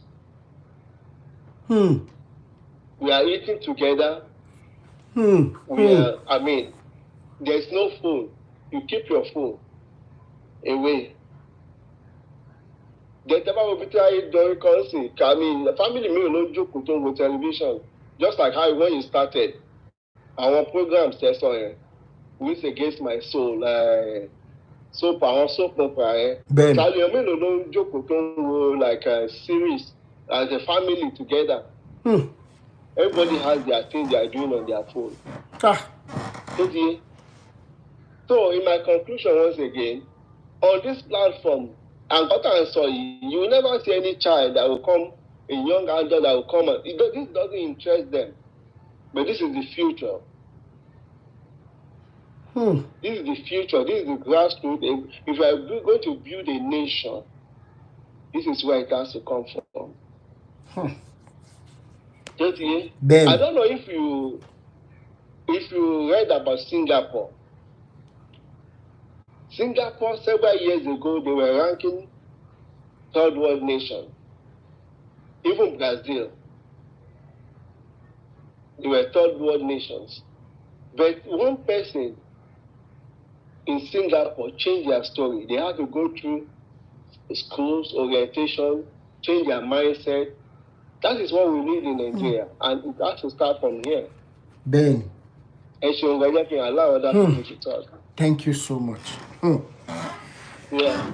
In 2025, as we're going to make this family discussions a very strong tool in rescuing ourselves and our relatives, our family members, from the claws of these religious wolves. It's the right direction. You can never be wrong on it. Mo mọ̀ pé bóyá bá ṣe ń sọ̀rọ̀ yìí, àwọn parents kọ̀ọ̀kan in tears, in disappointment, in a kind of emotional whatever. Mo fail as a parent. But the truth is, the fact that you are feeling that means that there is a way forward. If there is a will, there will always be a way. Gbogbo ẹ̀yin tí ẹ mọ̀ wípé yes, maybe one way or the other you failed. You did some things that if you were to turn back the hands of time, you will have done it differently. We also want to hear from you, and we want advices from those that are in the house. Nǹkan báyìí lẹ lè ṣe. And I know that irrespective of how much advice now, there is a part of you that must cut down on ego and pride. This ego and pride, they are unseen forces, abstractive forces to hinder parents from coming down to the level of these kids. Ẹ jẹ́ kí n fún wa example kan. A childhood friend of mine, àwọn èèyàn máa ń feel pé mi àti ẹ̀ cousins ni wá, but that's how close we were. To the extent, I think I've said it before, after our secondary school, èmi lọ sí Bauchi with my uncle. Something happened, ajá, mo padà wá sí Ìbàdàn. So another elderly cousin of mine of blessed memory took me into their house near John Ben, So it would have been somebody that I could have easily passed as my father today if he were to still be alive, but he passed away. So wọ́n bá mi get iṣẹ́ ní Zatec. First salary tí mo gbà ní Zatec lọ́dún náà lọ, mo ra Kito, designer Kito ní Ìbàdàn, ní Dùgbẹ̀ ni mo ti rà. Mo wò pé bẹ́ẹ̀ ni pé bàtà tí mo rà yìí mo fẹ́ fi hàn ọ̀rẹ́ mi yìí o, pé àwọn dẹ̀ ń gbé níbi veterinary yẹn níbi tó lọ sókè yẹn. So mo wá rìn láti Dùgbẹ̀, mo wá débẹ̀, òun pẹ̀lú àwọn ọ̀rẹ́ ẹ̀ ládùúgbò ọjọ́ wọn ní adé àfàbáwò ní kinní kan ní èwo ni mo gbé sínú àmọ́ ní náà ni mo fẹ́ fi hàn pé sálárì tí mo gbà lé ní o, ìwọ náà gba pocket money o, while we are waiting for admissions or whatever. Wo bàtà tí mo rọ̀ ní pé so bàtà ló fẹ́ fi hàn mí látòdì Dùgbẹ̀ tó yẹ kó wọ mọ́tò kó máa lọ lẹ́yìn. Pé so tó bá ti fẹ́ lọ sí church ìjọ Sunday sí, wàá máa gbàdúrà wípé kí wọ́n ní kẹ́ wá síwájú wá jó fún Thanksgiving kó lè kúnlẹ̀ kó máa ṣẹ̀ṣẹ̀ báyìí. Embarrass mi gan bọ̀ because we are childhood friends. Mo rẹ́rìn mo dẹ̀ lọ́wọ́ mọ́tò mo lọlé. Ibi tá a close dé nìyẹn. Now, this guy, àjọ lọ sí UI, àjọ ṣetán ni. Oníjọ́ kan à ń play ball ní compound grandpa mi. Me mọ tó ṣẹlẹ̀. My own dad now came from wherever he was coming from. Ẹ̀dẹ̀mọ̀ bẹ̀rù ta ní fáwọn obìnrin mẹ́, ẹgbẹ́bọ̀ yẹn. Mercedes Benz grandpa mi wọ́n ti ẹ̀gbẹ́ kúrò ní garage ńjọ́ yẹn. Me mọ tó fẹ́ fi ṣe because grandpa ti kún gbogbo ìgbà yẹn. 500 SEL Benz green color. wọ́n pàǹkẹ̀ síbì kan bí popsi mi ṣe ń bọ̀ ìbẹ̀rù I can't even describe it. The next thing adé pẹ̀lú àwọn classmates ọmọ gbọ́ ńgbà tí popsi mi yẹ ká gbé bọ́ọ̀ yẹn pé kí gbogbo wa kúrò kíní kan pé kí ló dé tá à ń gbá bọ́ọ̀ níbi tán. So he left wherever he left again. So àwọn ọ̀rẹ́ mi wá ní agbéró tì mí ta nìyẹn àmọ́ ní dádì mi náà ni ọ̀ṣọ́rí ẹ̀ burú ni ò mọ dádì ẹ̀ ni. Because ṣe mọ̀ wípé naturally ọmọ tó bá máa ń neat ní school tó ráyọ̀nà aṣọ tó dẹ̀ tún fojú síwèé naturally ngbà yẹn wọ́n máa ń fi pé ilé tó ti wá pé ilé tó I can't describe it but wọ́n máa ń fi pé wọ́n wá láti ilé tó ṣe onídádì mi ni tó o mọ bàbá tó bí ẹ lọ́mọ ni mo ní dádì mi nìyẹn náà wọ́n ní so adé yẹn tó súnmọ́ mi dáadáa ní pé dádì Rótìmí nìyẹn náà pé kinní kan bla bla bla ó ga torí wípé wọ́n mú sìgá dání kí ni mo fẹ́ mú jáde ni wípé ìgbà míì wà tẹ́ pé nǹkan tí a fẹ́ jẹ́ kí ọmọ gan ṣe. Yes. Because today àwọn ọ̀rẹ́ mi tá jọ ń ṣiṣẹ́ tán bá bẹ́ná sí sìgá ẹ mọ̀ gẹ́gẹ́ bí òyìnbó Rótìmí we don't see you smoke you don't vape you don't èmi ò mọ gbogbo nǹkan tó ń jẹ bẹ́ẹ̀ kí ló dé what caused it. Mo post picture èmi àti kan lára àwọn former colleague mi lórí Facebook lẹ́jọ́ pé táwọn pè mí fún occasion kan pé ká wá party or bar ká wá mọtí lálẹ́ ní last week. Bọ̀bọ́ ẹ̀ náà wà lára àwọn tó bẹ̀rẹ̀ pé why pé bí mo ṣe rí pé mi ìyí mo ní mi ìmúrí mi ìfarí. Mo á ní pé torí wípé impression tó create fún mi nípa bàbá tó bí mi lọ́mọ I didn't like it, you know, in the presence of my friends. I wasn't looking for a rich father. He was rich. Yeah, he was. Yeah. But I wasn't looking for a rich father. I was looking for a father that would be there, that would look responsible in the presence of my kids. But my music I don't know, I don't be Bentigo. In fact, níbi tó nìkan lára àwọn drivers wọn gan tó ń wá. Agbégilodo. Sherry, Lagos Island, Mo dàgbà sí, and that is the heart of Lagos. And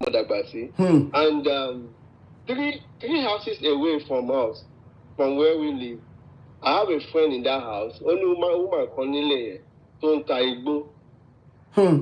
Mama la máa ń pe woman Ìrọ̀bọ̀ woman ni. Ó ń ta igbó. Bẹ̀rẹ̀ mi ń gbé inú compound yẹn. Ṣé mo ilé face me and slap you now? Láàárín Èkó. So but àwọn èèyàn máa ń mu gbó ń bẹ̀. Àwọn èèyàn crowd a lot of people. But ọ̀rẹ́ mi kò mu gbó. I understand. Just to tell you pé choice ní life àti nǹkan tí ọba fẹ́ tó bá choose láti dà ní. Wọ́n ní alágẹmọ ti bímọ ẹ̀tàn àìmọ́jó wá kù sọ́wọ́ alágẹmọ. Gbọ̀wọ́ ọmọ bẹ́ẹ̀ ni. So èmi tí mo gbé ní 3 houses away, I never kò tẹ̀ ever influence me. Pé like negatively pé kémi náà pé kí sìgá gan mi ò mórí. Then another thing again, ni pé ní àárín Èkó yẹn, there's always this agboolé that is wọ́n mọ̀ pé ọmọ yẹn ilé onígbàgbọ́ ló ti wá, ilé mùsùlùmí ló ti wá. In those days, tí ó bá ṣẹ̀ wọ́n mọ̀ pé ọmọ ilé onígbàgbọ́ ni ọmọ ilé bẹ́ẹ̀ni kìíní kan tó di bẹ́ẹ̀ kò sí gbogbo yẹn mọ́ nsìn. Kò sí gbogbo yẹn mọ́. Ẹran ti dàpọ̀ mọ́ wọ́n ti kọ́ ẹran mẹ́rò.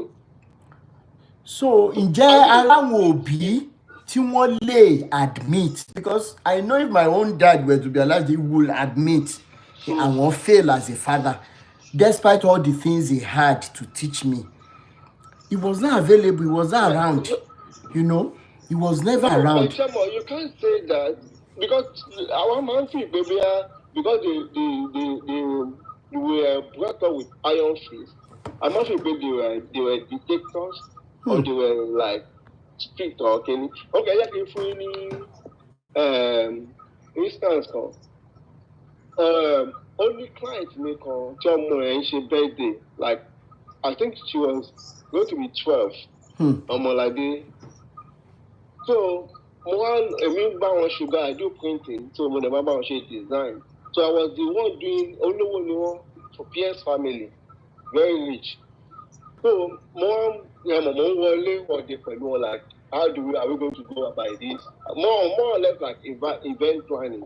So more lọ síbẹ̀ ìjọkùn mo ní ọmọládé kọ̀. Ó ní ṣe màmá ẹ̀ ó mọ̀ ẹ̀ wá sọ fún mi ó ní pé ṣe mo mọ̀ nǹkan tó ọmọládé sọ fún mi. Kẹ́ máa gbọ́ o. Ó ní ṣe mo mọ̀ nǹkan tó mo ní kí ló sọ mà. Ó ní pé mom, you're doing all this without putting me in plan. You go to invite your friends because my friends are not coming. I'm not telling them anything. Because you are not putting me, like, carry me along. So imagine. Do you understand what I'm just saying? Ben. So it should tell you one thing now. It should tell you the closeness between the child and the mother. They are like best companions. Oh, then she call you. But okay, so far around, but then she involved at that age. So So we have to be our other contributors, or like we have to be their best friend, or we have to be their best companion. Then also we need to be inquisitive, like sneak into their privacy. Maybe have access to their phone sometimes. Can you nǹkan tí wọ́n wà into? To their bags, to their you know, we should not shine from the truth, like shine against saying the truth. You understand? To them, we should like that's how it should be. So we should be their best companion, and we'll definitely see the best out of them. Ask them questions. Talk to them. Have time for them, like going out, take them out. You know. Then you don't really have time for this children. Bills not very fine. So I really need time for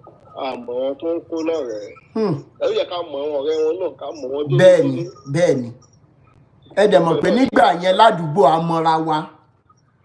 Àwọn ọ̀rẹ́ wa, àwọn òbí wa mọ àwọn ọ̀rẹ́ wa. Ilé onígbàgbọ́ ọmọdé tó bá ti jáde tó ń bọ̀, wọ́n mọ̀ pé kíní. Like my sisters, only time mi kan tó sọ àwọn kan jọ kan tó dẹ̀ shock me. Ó ní mo rí fóònù mọ̀ pé ó bá sọ pé Bàríkà lòun lọ tó dẹ̀ fún ẹ láì ló bá wà débẹ̀ tí ó tó tàn wá bá ń bẹ̀. Tó ti yé àwa gan láti like me, I was well brought up because I don't mind my parents, my mom, my dad was very strict at me. But in the long run, I became a very good person. I became a better person. Ben.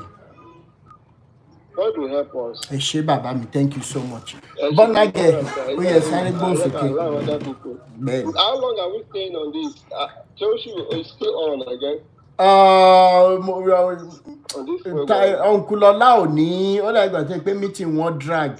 Àárọ̀ iná ti sọ fún pé wọ́n lọ fix management meeting. Àwọn gangan ni wọ́n fẹ́ bá a sọ̀rọ̀ lórí Christianity àti Islam lónìí, but ìtàn sọ iná bóyá máa help wa as parents, especially àwọn tó wà ní. We are all learning. Ben. We are all learning. As far as we are still existing, we are students in this planet. Ben. On this planet. Ben. Yeah. All right. Yeah. God bless you, sir. Yes, sir. Bonage. Àbí bẹ́ẹ̀ ṣe fún mi ní mo fún nǹkan méjì ni mo sọ ẹ̀ẹ́dẹ̀ response. Èwo ni ẹ sà? Mo ní pé I want to be part of this like what you do, like the charity thing. Okay. Ẹ má bínú, ẹ mọ̀ pọ̀ náà pọ̀. Ṣé ní night tí mo ṣe ń jẹta mọ́júmọ́ àná? Orí mi blow. Mo ṣagídí. Mo tẹ́ bá rí bí mo rọra jí after 1 hour sleep fún live video àná yẹn. Ẹ má rí, má send ẹ sí yín. Má send ẹ sí yín. No problem. Ẹ ṣé sà. All right, because lastly, ẹ má bínú ẹ kí ló lọ. Yes, sir. Only group kan tí mo only alumni tí mo belong to, like high school alumni. Okay. Mo sọ fún wọn, mo fẹ́ sọ yìí fún àwọn tó wà lórí platform yìí kan gbọ́. Mo sọ fún wọn bẹ́ẹ̀. Mo ní mo ti stop láti máa sọ tithe like maybe 4 years ago. Bẹ́ẹ̀ni. Mo ní my tithe will go to the alumni. Because I can see what they are doing with it. Okay, good. For more scholarship, on to school ṣe wọ́n kan benches and wọ́n dẹ̀ ra àwọn sí library. Good. That is where my money is going to. Oh, better. I'm not putting my money in any church. Hello, Mr. Rotimi. Let me just Any sulu. Happy New Year to Okay, sir. All right, sir. Ẹ ṣé bàbá mi. Thank you. Bonage ṣe fẹ́ jẹ́ kí bàbá àríyọ̀jó kí wọ́n sáré sọ̀rọ̀ àbí ẹ máa sáré sọ̀rọ̀. Mo ń bọ̀. Bonage. Ẹ má bínú, ó yẹ jẹ́ kí wọ́n sọ̀rọ̀. Ó dà pa àlejò nù. Ó yẹ sáré sọ̀rọ̀, brother àríyọ̀. Happy New Year to everybody. Same to you. I really appreciated the first speaker there. There's something to Mr. Rotimi, and I want to contribute to it. Okay. Actually, maybe at the beginning of the program, but at least I can be able to view two things. Just be the first you said and the other guy. Sorry for that. Jerry, you were saying something about your dad. When your friends saw you with him, yeah, the impression he created that moment to your friend, maybe you thought if you were the circle, maybe in the school or the environment, it's not the kind of the father that's supposed to. No, could affect him in school at that moment. I won't believe with daddy mini. No. What I'm trying to bring out is this. Sherry, let's thank God for those our father then. Ben. I'm not talking about this generation. I'm not talking about this generation now. You talk about 70s, 80s. You look at our father then. Even though then, we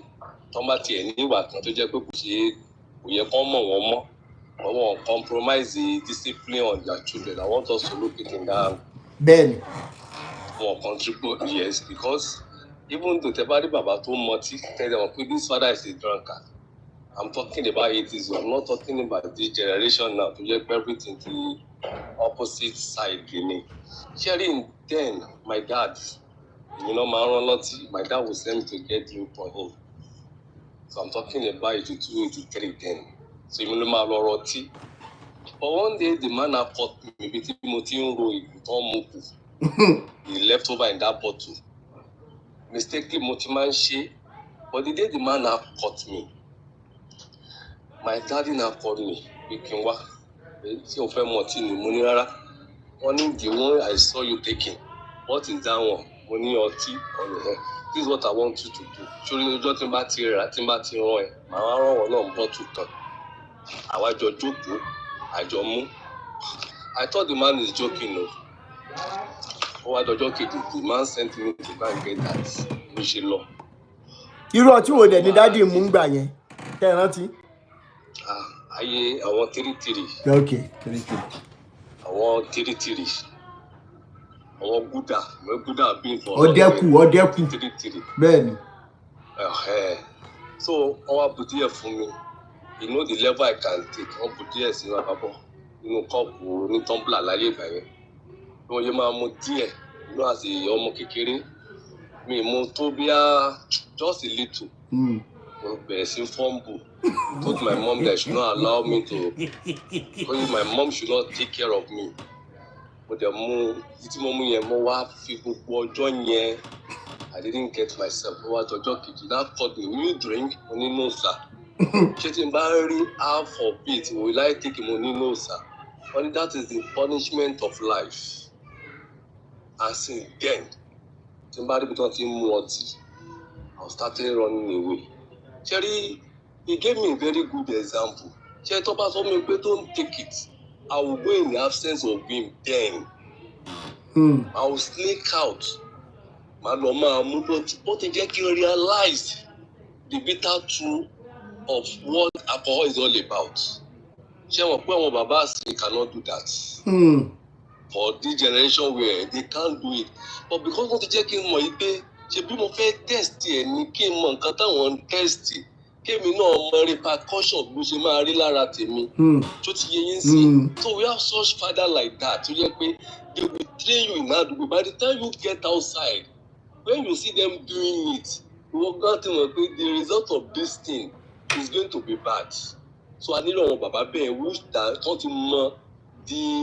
the implication of every bad doing then so ìyẹn lọ ṣẹ́rí secondly mo sọ nǹkan kan ṣáájú gẹ́gẹ́ bí ọ̀rọ̀ tẹ́ sọ ẹni dìde people apart this person pé ṣé dáàdi ẹ̀ lélẹ́yìí ṣé lọ́jọ́ tí dáàdi mi tẹ̀lé mi lọ sí PTA meeting tó ti yẹ yẹn like somebody that was saying something pé everybody ló mú first okay ta ló wá ń gbò doing then when we in school because my been love ability and when I was in school I'm always taking first èyí lọ́dọ̀ àwọn ta ló wá ń gbò lórí gbogbo wa.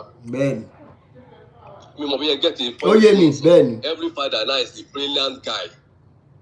Every father now with their children tell the children that when I was in school I'm so person. Ṣé lọ́jọ́ tí dáàdi mi tẹ̀lé mi lọ sí PTA meeting? That is the day up till now I will never forget the record of my life. Kí ni wọ́n ṣe ni pé I'm talking about when we enjoy free education. Ṣé ní gbogbo ìwé tó máa ń kó fún wa ń gbà yẹn ni mo fẹ́ sọ̀rọ̀ lé lórí? Gbogbo ìwé tọ̀dọ̀ tèmi mo ti fi play kite tán. Mi wá ń kọ̀wé wálé. Wọ́n tẹ̀lé mi lọ school lọ́jọ́ tó ń ṣe PTA meeting. I never expected him that would follow me. Ṣé nígbà tí wọ́n á dé school? Wọ́n wá pe teacher mi pé ọmọ yìí gbogbo ìwé tí ẹ kó fún ṣé gbogbo ẹ̀ ló máa ń kó wá sílé ni? Wọ́n ní rárá o. Wọ́n ní kò ń ṣe gbogbo ìwé táwọn kú tó wà ní school la máa ń kó wálé. Ọ̀tọ̀ wọ́n rí i pé ọmọ yìí ò mú ìwé wálé o. Ẹ wo bí tó gbà yọ sí mi. Wọ́n ṣe gbogbo ìwé tó wà nínú school ni mo máa ń kó wálé. Wàrà wọ́n tẹ̀ tí mọ̀ pé mo ti bá gbogbo ìwé tí mo kó wálé mo ti bá gbogbo ẹ̀ jẹ́ mo ti play kite mo ti play oríṣiríṣi. Tó ti yé yín. So what I'm bringing up on what he did then. Ṣé náà bàbá yẹn wọ́n ní ọpọlọ wọ́n dẹ̀ ní àfojúsùn. They see beyond what a child can see. Wọ́n ṣe àwọn bàbá àsìn tó jẹ́ pé they are just Genesis father. They will play trick along with you to get part from you. Wọ́n ló ṣe máa ń sọ pé olè ló máa ń mẹ́sẹ̀ olè tọ́ lápàtà. Bẹ́ẹ̀ni. But those fathers we are seeing today now, like what the other person contributed that the child is not telling that it's not carry them along. Who dare us then to tell our father, hey, you don't carry me along? Tẹ́ bá fẹ́ ṣe anything. Who give it the audacity then? But because our time, we compromised discipline. We compromise a lot of things. If I'm doing this, my child have to be carried along. No. To stage I carry them along, they'll be carried along. But the discipline to batiwa, you see that till now, discipline my father will tell us that when elderly people is talking, you don't look at their eyes straight. You don't look to their eyes more. Even often now, even though the pops being around 80-something, I mean, you can imagine that. But we have less discipline. Discipline alone affects every part of every family now. Everything that is so discipline is affecting us. And that's one aside. On issue of the tithe that Mr. Kiniso paid the joint one and nominal or whatever, most of your community, what those people brought to us, let's leave it to God to justify. I'm a people who brainwash you out or brainwash you out. Let's leave it to God. Tabati Jordan. Bíbélì sọ pé only everybody will give account of his own words, of his own accountability. Àfi wọ́n sílẹ̀ o, ọ̀gá àfi wọ́n sílẹ̀ o. Bọ́nàgẹ̀. Àwa náà adájọ́. Bọ́nàgẹ̀. Báíbù ò ní pé ká fi wọ́n sílẹ̀. Bọ́nàgẹ̀ ẹ sọ̀rọ̀. No, àfi wọ́n sílẹ̀ ọ̀gá o. No, èmi ò mo ti a ti kúrò lórí ẹ̀. A ti kúrò lórí ẹ̀. Mi ìráyè 2025 yìí ìfàjà ni. Ẹni tó máa gbé Bible máa gbé sentiment wa ká mi mọ́lé mi ìfẹ́ mi ìdẹ̀fẹ́ pariwo. Ara o. Ẹ fi ṣe Rotimi àfàjà fún wọn. Ó ṣe sọ wípé wọ́n gbé wá láti brainwash wa, ó wá ní pé ká fi wọ́n sílẹ̀. Dájọ́ ẹlẹ́jọ́. Kó fi lè dájọ́ ẹlẹ́jọ́, àwa náà á fi auditorium, àwa náà fi dájọ́ wọn. Ṣé bọ́ ara ẹ̀ ní parenting tá à ń sọ ìná nígbà tóbi bá lọ fún prayer meeting tó lọ fún kinní kan mi ìgbà wo náà fẹ́ ráyè listen sáwọn ọmọ wa nǹkan tó bà society wa jẹ́ náà ní ara ẹ̀ nínà.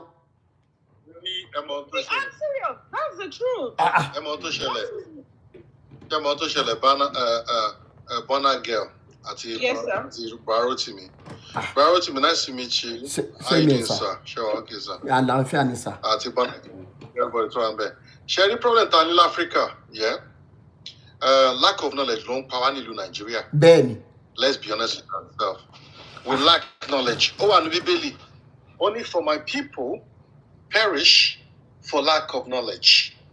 And that's what's killing us in Africa, right? And the Bible says, Bíbélì sọ kíní kan, Bíbélì máa ń tẹ̀lé o. Bíbélì sọ kíní kan, only study the word to show the approval of the word. You understand, right? Ẹ wá nǹkan tó ń ṣeun dájúdájú ká mọ̀ títọ́. Bọ́nà gẹ́gẹ́ ká padà sórí family issues tá à ń sọ. Yeah. Yeah. I was just happy when the other time, that was previous, for the first time they address it. I'm serious. There is nothing like coming down to the level of your family, being together on the same page. I subscribe to discipline, for appropriate discipline. Because don't say discipline. No, discipline should be appropriate, and also we should discipline our kids. We should not take that discipline to the level of approach or open up for. That one is no more discipline. That one is already abuse. If we have to discipline, if we have to create fear in our kids, that they can't look into our eyes or look into and know what mommy feel about a particular situation, that means that is an abuse. Yet lossy abuse is no more discipline. So discipline must be appropriate. And again, I forgot to add again the other time that àwọn ọmọ yàtọ̀ síra wọn. Àwọn ọmọ wa wọ́n yàtọ̀ síra wọn. Àwọn ọmọ mi wà tó ṣe pé ọ̀rọ̀ lásán, ọ̀rọ̀ yẹn pierce them like than kojú ẹgbà sí wọn. Meanwhile, àwọn ọmọ mi dẹ̀ nìyí ẹgbà yẹn ni solution wọn. Àwọn ọmọ mi dẹ̀ wà ní there are different strategies and there are different but we just need to know our kids. We need to get to that level that we will be able to understand our kid and we will be able to measure appropriate discipline or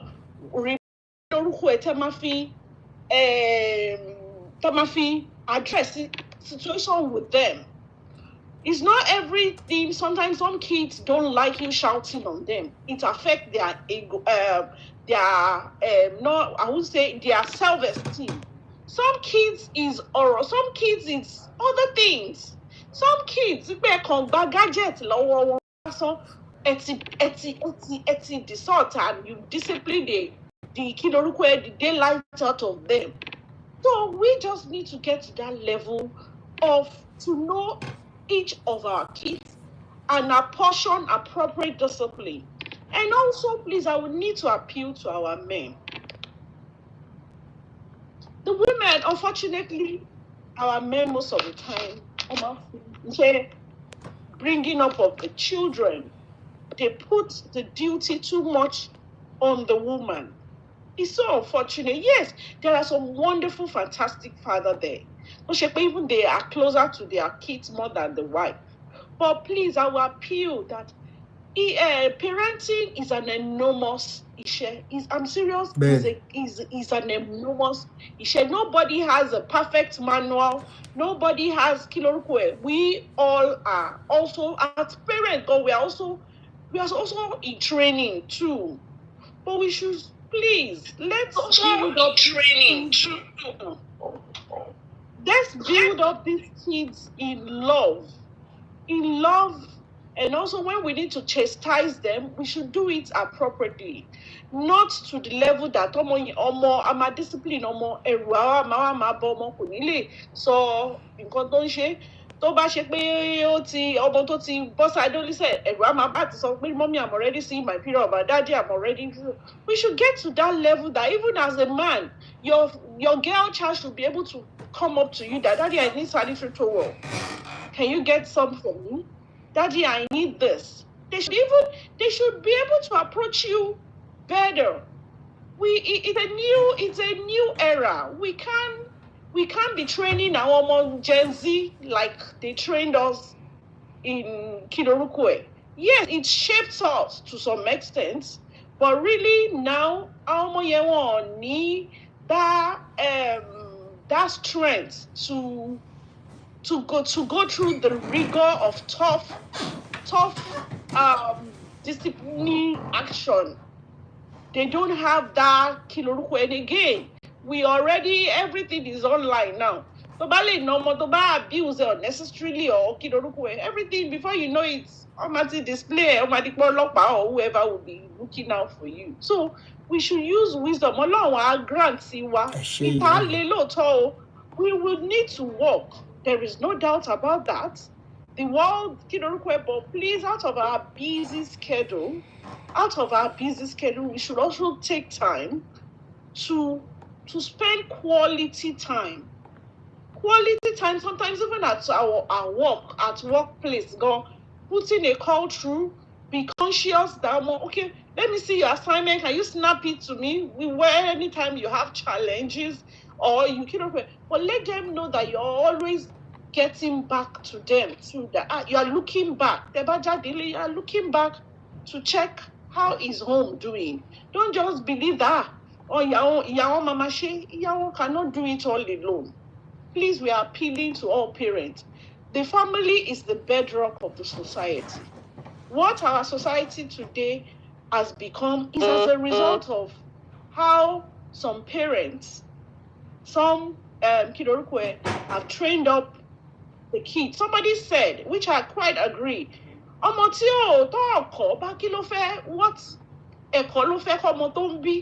unfortunately, and that is the reality of our society today. So that is why we are seeing all kinds of madness on the streets, online and everywhere, disrespect here and there. It's so unfortunate what our society is about. It's not still too late. We can start with our own family. Ben. We can start today. We can make a new course and make the society a better place. Thank you. Thank you so much. Thank you for that wonderful contribution. Although Momope, I'm at to close because of time. Ibi tí mo tún máa fẹ́ jẹ́ ká include mo ń bọ̀ bàbá mi ẹ̀yin náà ló kàn mo ń bọ̀ sà. Ibi tí mo tún fẹ́ ká mú ọ̀rọ̀ yìí lọ fún ẹ̀yin tí ẹ ní àwọn ọmọ tó ti fẹ́ ṣe tán ní high school. Most especially ní abroad, ó ní bí wọ́n ṣe máa assess areas of strength wọn, which we do not have in Nigeria, most especially. Reason tí òbí ṣe máa ń force ọmọ pé irọ́ o doctor ló ṣe o, lawyer ló ṣe o, engineer ló ṣe o, without trying to consider areas of strength of these children. Probably because of our own ego, pé mo di bàbá doctor, mo di bàbá lawyer, mo di bàbá accountant, mo di bàbá, all these things. What is the best way to tackle this problem too? In the things we do in pushing our children into careers or areas of studies, tá mọ̀ wípé ó máa fún wọn ní wàhálà tí wọn nífẹ̀ẹ́ sí. Ẹ worú Yorùbá ń sìn. Mo ní àǹtí tó kọ́ wa ní Yorùbá ní secondary school ní Sango High School ní gbogbo ẹ̀ ní Ìbàdàn. Mọ́mì yẹn máa good o. Wọ́n jẹ́ kí n fẹ́ràn Yorùbá.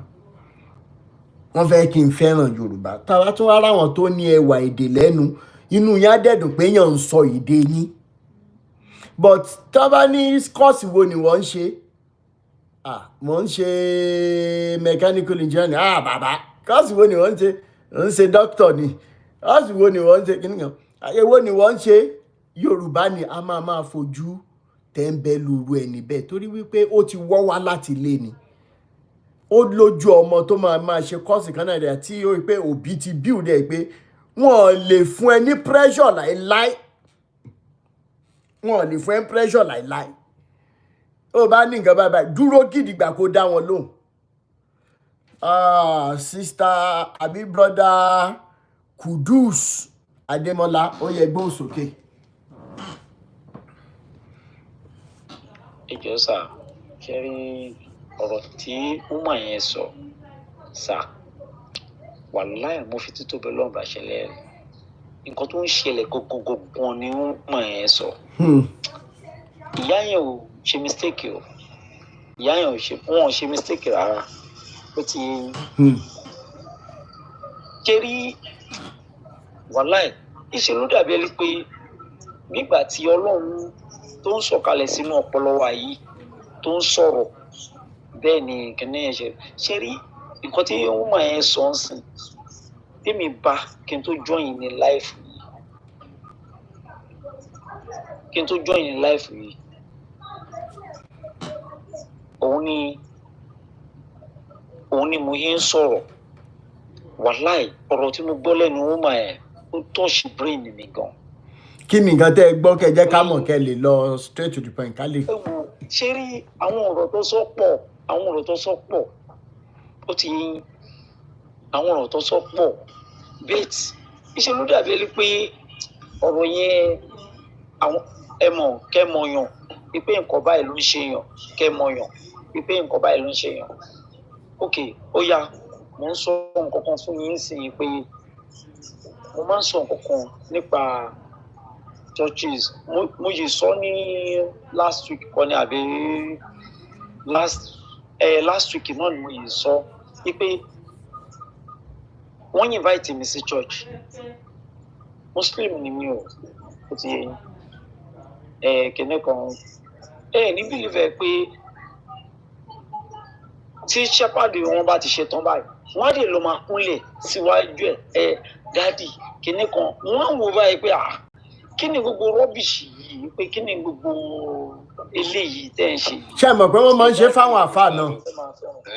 Hello Mr. Rotimi. Mo ń bọ̀ ẹ jọ̀ọ́ ẹ má jẹ́ ká mo ń bọ̀ Mr. Kudus ṣé wọ́n máa ń ṣe irú nǹkan bẹ́ẹ̀ fáwọn àfáà bí wọn kì í ṣe. Bẹ́ẹ̀ni ṣe rí àwọn àfáà náà the same thing everybody ó yẹ kó abandon wọn gan lórí ó yẹ kó yẹ wọn kó band wọn lórí rédíò àtòrí tv àti muslim àti christian àti ṣẹ́rí orí tiktok táwa yìí náà sà mo rí babaláwo tó jẹ́ pé wọ́n sọ fún mi pé kíní ṣẹ́rí sà gbogbo kíní yẹn ó yẹ kó abandon everything. Tí ẹ lẹ́yìn tẹ́ ẹ sì jẹ́ muslim respectfully brother mi respectfully ẹ̀yin tẹ́ ẹ ní muslim nìyí respectfully. Muslim ni mi no mi gbọ́dọ̀ wà bias. Ẹ ní sùúrù ẹ tí ì mọ nǹkan tí mo fẹ́ sọ sẹ́ ṣé bí Yorùbá lẹ ń sọ yìí n tí mò ń sọ fún yín ni wípé lórí platform wa ṣòye yín respectfully àti Christian o àti Muslim àti rí gbangba lórí platform with evidences wípé irọ́ ni méjèèjì sẹ́. Ṣé rí akọ̀ǹtanra wa ni ní ìfẹ́ kéèyàn kan wọ́n máa gbé kankan wọn ṣé rí wàláì tàláì mo fi títóbi Ọlọ́run bá ṣẹlẹ̀ rí bíláìlì àzí ọ̀rọ̀ tí wọ́n máa sọ ó tọ́ṣì bring. Hello, Mr. Yes. Rotimi. Please let me quickly talk. I beg you. Please, I want to contribute to the word that. Ó yé mi pé máa contribute but kí n sọ respectfully. This is not a page that considers Bible. This is a page that calls a spade. Truth, love, and humanity. And we speak against anything anybody is doing. Okay, thank you. Sherry, I want to contribute to what she said. I'm talking about home now. Okay. Sherry, the woman said something. Sherry, the baba tó bí mi máa ń sọ̀rọ̀ kan. Alẹ́ ni tí ò lẹ́kọ̀ọ́. Kò sí ohun tó fẹ́ kọ́ mọ́. I repeat, ẹni tí ò ní ẹ̀kọ́. Bẹ́ẹ̀ni. Kò sí ohun tó fẹ́ kọ́ mọ́. Sherry, majorly, a ti sọ ìwà àti ìṣe àti sọnù. And thank God I only respected Yoruba in other tribes because I need to tó jẹ́ pé ẹ sọ̀rọ̀ kan. Ṣé rí èdè àti ọ̀rọ̀ Yorùbá ní nínú ìwà àti nínú ìṣe. Ṣé rí this goes to every family ṣé bẹ́ẹ̀ bá ṣe máa tọ́jú ẹbí yín kọ́ ni mo ṣe máa tọ́jú ẹbí tèmi ṣe mọ̀ pé mo fẹ́ kí Mrs. Bonage kan mọ ohun tí mo fẹ́ sọ yìí bí ẹ ṣe máa ṣe ìpínlẹ̀ ẹbí yín ó yàtọ̀ bí ṣe máa ṣe ìpínlẹ̀ ẹbí tèmi ẹni kí ni reason ó ń bring oníkálukú ṣẹ̀mùkọ́ tọ̀tọ̀ ni bá ṣe bí oníkálukú kan ṣe kọ́ wa láti ilé ọ̀tọ̀ọ̀tọ̀ ni ẹ máa rí ibòmíì tó jẹ́ pé bàbá la máa ṣe yí pé ọmọ lájẹ́ lógún ṣé ń gbọ́ mi. à ń gbọ́ yín. hello. à ń gbọ́ yín. bàbá irú èmi ń sìn yìí àwọn ọmọ mi wọ́n súnmọ́ mi ju ìyá wọn lọ kí dẹ̀ ni ìdí ni pé jẹ́rí bí ibi tí àwọn ti jáde ó yàtọ̀ sí ibi tẹ́mi ti jáde bí irú àwa ń sìn yìí a ní motherly love a ní fatherly love tèmi ti wá ní lọ́kàn pé tí n bá bímọ àwọn ọmọ mi ò ìfẹ́ 90% tí wọ́n á wà lọ́dọ̀ tèmi 10% tí wọ́n á wà lọ́dọ̀ ìyá wọn that is my own bí mo ṣe pinlẹ̀ ṣẹ́rí tẹ́ bá sọ pé kí ọkùnrin àbí kí ọkùnrin mi kó máa tọ́jú ọmọ ohun tó bá níbi tá a ti gbé bí ni o kó lọ sí anywhere kó lọ sí America kó lọ sí anywhere kó lọ sí any western country torí bá a ṣe bí ohun tó bá nìyẹn bó ṣe máa ṣe tọ́jú ọmọ tiẹ̀ nìyẹn tó ti yẹ yín sìn ẹ tó wá sọ kankan pé ká try láti create impression kankan sínú ayé àwọn ọmọ wa èyí tó pọ̀lọpọ̀ dẹ̀ ti sọnù lénìí ó dàbí ìgbà tí Ọ̀ṣun state sọ yín pé nísìnyí about 2 years ago that anyone that wanted to study Yoruba is going to be free. Going for Yoruba course in university in Ọ̀ṣun is going to be free. ìdí tẹ̀ ní pé ṣe rí a ti ń sọ tẹ́ bá wo ní statistics in Nigeria now is only Yoruba in Nigeria now tó jẹ́ pé ó dàbí pé àwọn ò tí ì fi taratara sọ ilé nù tẹ́ bá lọ other tribe ń sìn in Nigeria èdè yẹn sì wọ́n ti ń bá wọn repackage ẹ̀ wá láti abroad except Yorùbá tí wọ́n yìí ní ìdí tí wọ́n fi dúró ṣé rí tí a bá ti mọ̀ wọn kankan kúrò nínú life wa as a parent pé ọmọ mi gbọ́dọ̀ jẹ́ yẹ doctor ọmọ mi gbọ́dọ̀ jẹ́ yà doctor mo gbọ́dọ̀ jẹ́ yà pharmacist mo gbọ́dọ̀ jẹ́ yà accountant àìmọye ọmọ tó jẹ́ pé other this táwa gbọ́ òfojú sí ibẹ̀ gan lágbàlá láfi bẹ̀ sóríire but the pressure wa tá jẹ́ parent ń sìn afẹ́yẹ kán máa pè ẹgbẹ́ àṣẹ ọmọ ẹ̀ máa ní doctor ọmọ ẹ̀ máa ní kinní kan ọmọ ẹ̀ máa ní kòkó bàbá ṣáṣù and then at the end convince àwọn ọmọ yẹn lot ọmọ mi sí orí ò lè gbé chemistry and physics ẹni kó lọ sí science ọmọ mi sí orí ò lè gbé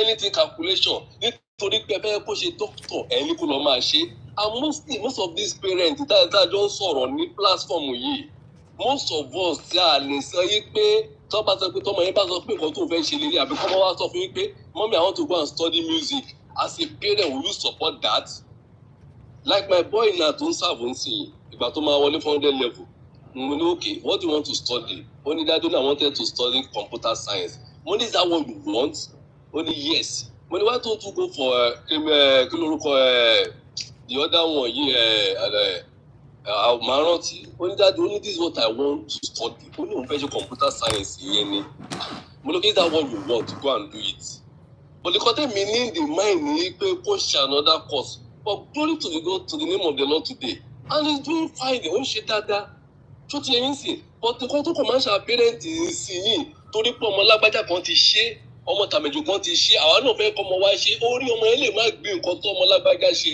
and then àyànmọ́ ọmọ yẹn lè má jẹ́ àyànmọ́ tó àyànmọ́ wọn lè yàtọ̀ ọ̀tọ̀ so we shouldn't force our child to have to do particular course tó bá yẹ kó la desire and that is it and thirdly ṣe láwọn kankan tó jẹ́ pé a máa ń fojú wò which is very affecting every one of us today èdè wa that we are calling a vernacular a gbọ́dọ̀ sọ èdè wa nù àti sọnù in some family now and then my daughter cannot speak Yoruba my son cannot speak Yoruba ìwọ gan tó dẹ̀ jẹ́ bàbá you are looking at that child tó bá wá lọ síta tó máa sọ yìí pé ẹ jẹ́ ká gé orí ẹ̀ nítorí pé ó ti sọ èdè nù àti àṣà kò ní mọ ohun tó ń sọ so we shouldn't dispute those children to learn what is right at the right time. So that is my contribution. Every home should settle down and look bóyá bàbá àti ìyá láti mọ wọ́n ṣe máa tọ́jú ọmọ. That is my own contribution. Thank you very much, sir. Thank you so much. Timmy. Sorry, Uncle Rocky. Sorry, Uncle Rotimi, just to respond to the last caller, Joe. Sherry, there are some times that we as parents, when we were growing up, we don't have that those kind of wonderful upbringing or whatever. But as we grow up, we have the desire. Pé nǹkan tí mi ò enjoy, mo fẹ́ kọ́mọ mi enjoy. Nǹkan tí mo fojú rí, mi ò fẹ́ kọ́mọ mi rí. Those things, a lè tún ara wa bí as we grow up as parents. And then now use that to now create something better in our kids and bring up, groom them better, make them a better person in the society. We should not say because but we ourselves, as we grow up, we can purport in our hearts that okay, ayeti kiniko Jerry omofeki or whatever, I'm sorry to say. So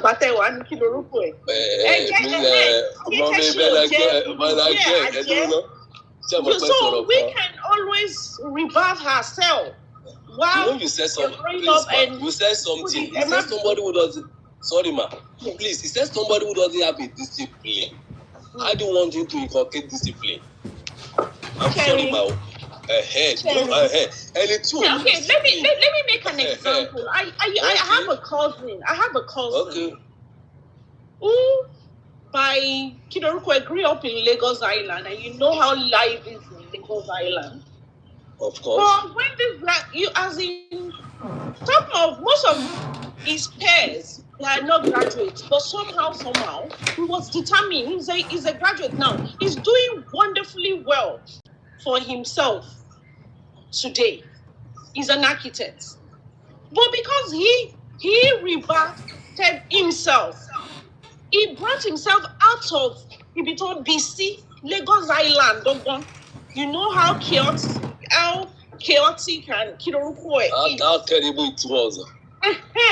It was. But he has a wonderful family today. And really, he purported also that,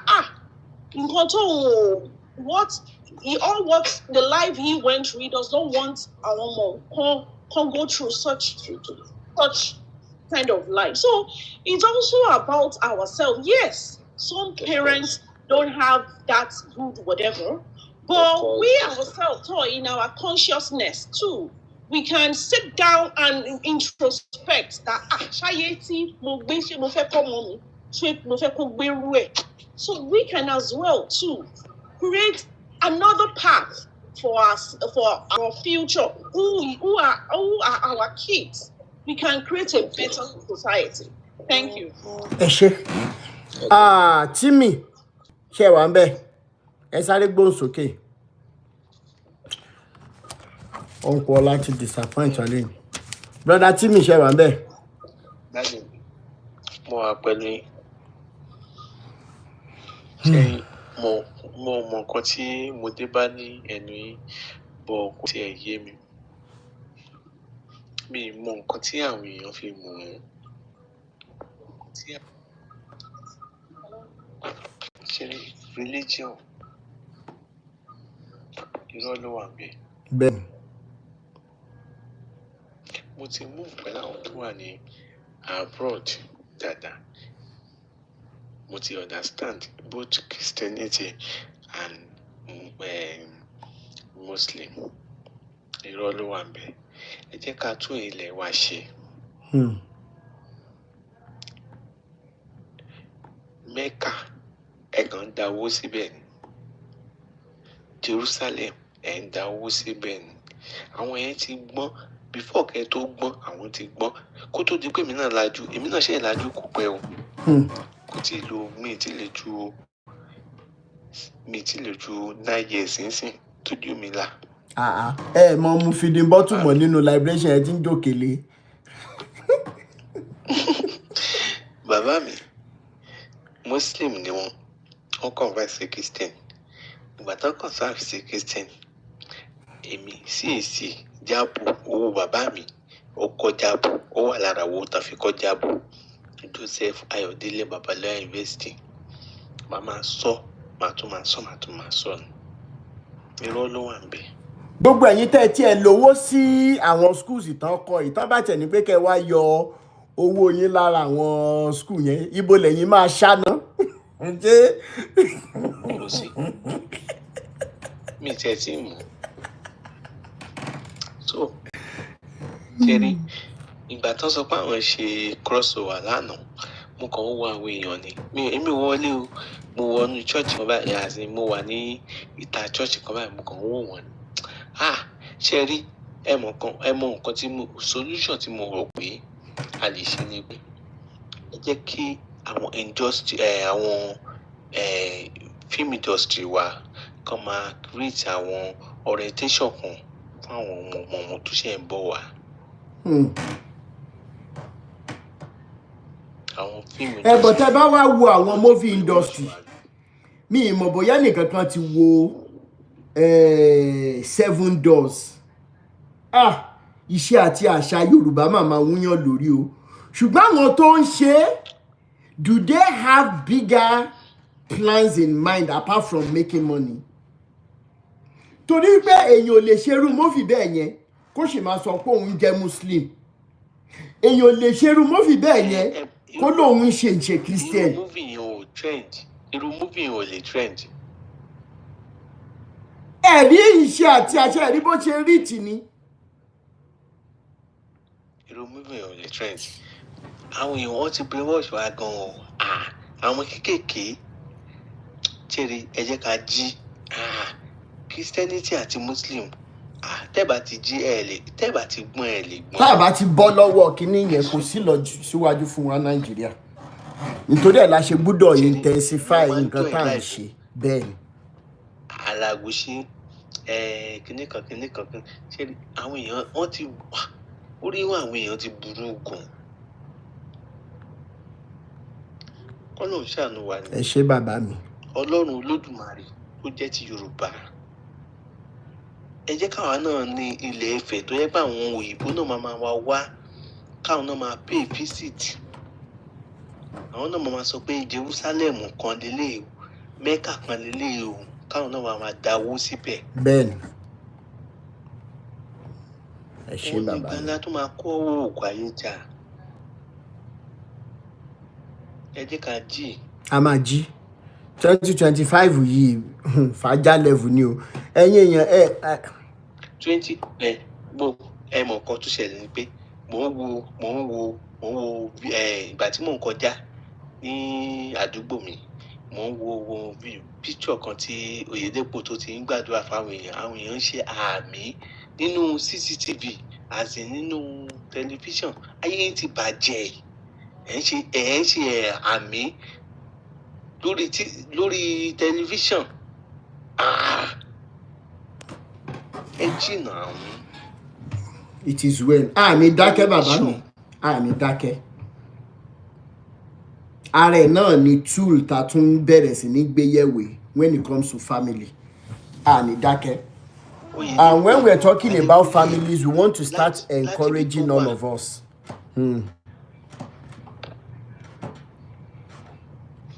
Oyèdépò Ayédébóyè láti ibi tán bá ti wà wọ́n máa sọ pé this year is your 20 kìnnìkan ẹ má balẹ̀ Yorùbá jẹ́ ẹ jẹ́ ká jí. ẹlòmíà ti gba prophesy sí iṣẹ́ tó yẹ kó ṣe kò ní ṣe o a máa dúró dẹni tó máa fún lówó. mo rí fúnra mi bó ṣe wà Adébóyè ní Redeem mo ṣe lọ bẹ̀ ní last week mo kàn ń wo àwọn tó kàn wá ń bẹ̀ ni pé wọ́n ti kún yín lẹ́rú ẹrú lélẹ́yìí oko ẹrú lẹ́wà yìí ẹ lọ wá ṣẹ̀ṣẹ̀. Kí ló dé? ẹ ṣé bàbá mi ní dákẹ́ ní dákẹ́ bọ́n ṣe enforce lé wa lórí náà làwọn náà máa force síta kò sí wàhálà. Book and Vogue ó yá. It is well. Book and Vogue, are you on mute? Family ẹ̀ ló ń ṣe é fún ó ń ralẹ̀ ó ń kọ́lé ó ń ra private jet mọ́mì àti dádì Ọlọ́run pè dáàdì ó tún pè mọ́mì ó tún pè àwọn ọmọ ẹ jí ṣọ́fórí tí wọ́n fi ṣépè ní. Ọlọ́run pè bàbá ó tún pè ìyàwó ó tún pè àwọn ọmọ ẹ jí ẹ lò làákàyè yín.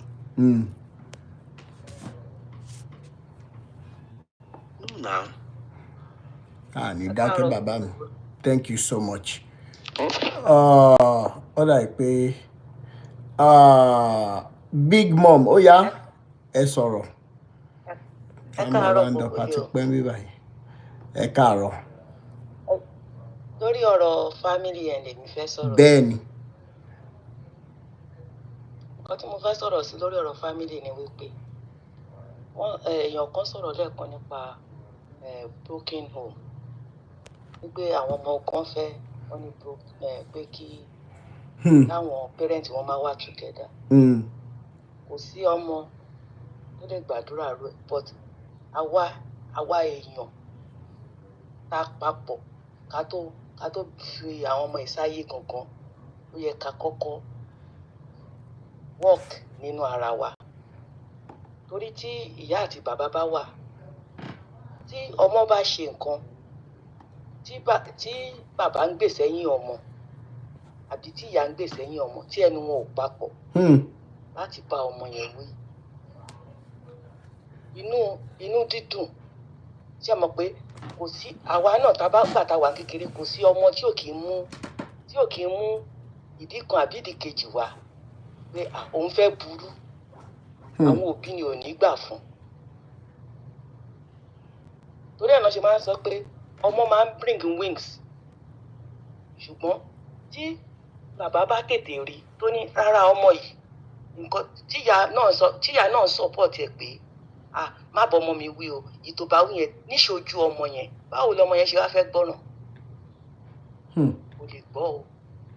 Ṣùgbọ́n torí nǹkan tó ń ṣẹlẹ̀ lóde òní ní sí pé ìyá á fẹ́ kí ọmọ kó wá sọ́dọ̀ òun bàbá náà máa fẹ́ kó ọmọ kó wá sọ́dọ̀ òun tí wọn ò ní lè bá ọmọ yẹn wí dáadáa. Ṣùgbọ́n tá a bá fi ẹnu kan tí bàbá bá ń sọ̀rọ̀ pé nǹkan tọ́mọ yìí ṣe ò dáa tí màmá náà tí ò gbè sẹ́yìn ẹ̀ pé kinní kan tó ń sọ níṣojú ọmọ yẹn pé nǹkan tí bàbá ẹ̀ sọ òótọ́ ni. Ṣé mọ̀ pé ọmọ yẹn kò ní ríbi fìsí á lísìn láti pé tí nǹkan táwọn òbí yìí ń sọ fún mi ṣé òótọ́ ni àbí irọ́ ni. Torí ńgbà táwa wà ní kékeré bí dáàdì wa tó bá ń bá wa wí tí mọ́mì wa bá dé ọ̀n tí mọ nǹkan tó ṣẹlẹ̀ o ẹsẹ̀kẹsẹ̀ ni mọ́mì yẹn náà àti máa dá sí pé lẹ́nu ẹ sọ̀hún ó máa dáwọ́ jọ lù yín ni. Torí ẹ̀ àti pé tí ọmọ bá ṣe irú èmi ń sìn nígbà tí àwọn ọmọ mi tí mo tán dàgbà torí pé bí mo ṣe wà ń sìn èmi nìkan ni mò ń dá tọ́ mọ́ ń sìn bàbá wọn ti kú. Ṣùgbọ́n tó bá yẹ pé nígbà tí ó wà láyé ká ní mo ti máa ń gbè sẹ́yìn àwọn ọmọ yẹn tí mo ti máa ń fọwọ́ ra wọn lórí ó máa yọ́lẹ̀ fún mi gan báyìí. Torí bàbá wọn ò sí mọ́ ó wá kú èmi nìkan.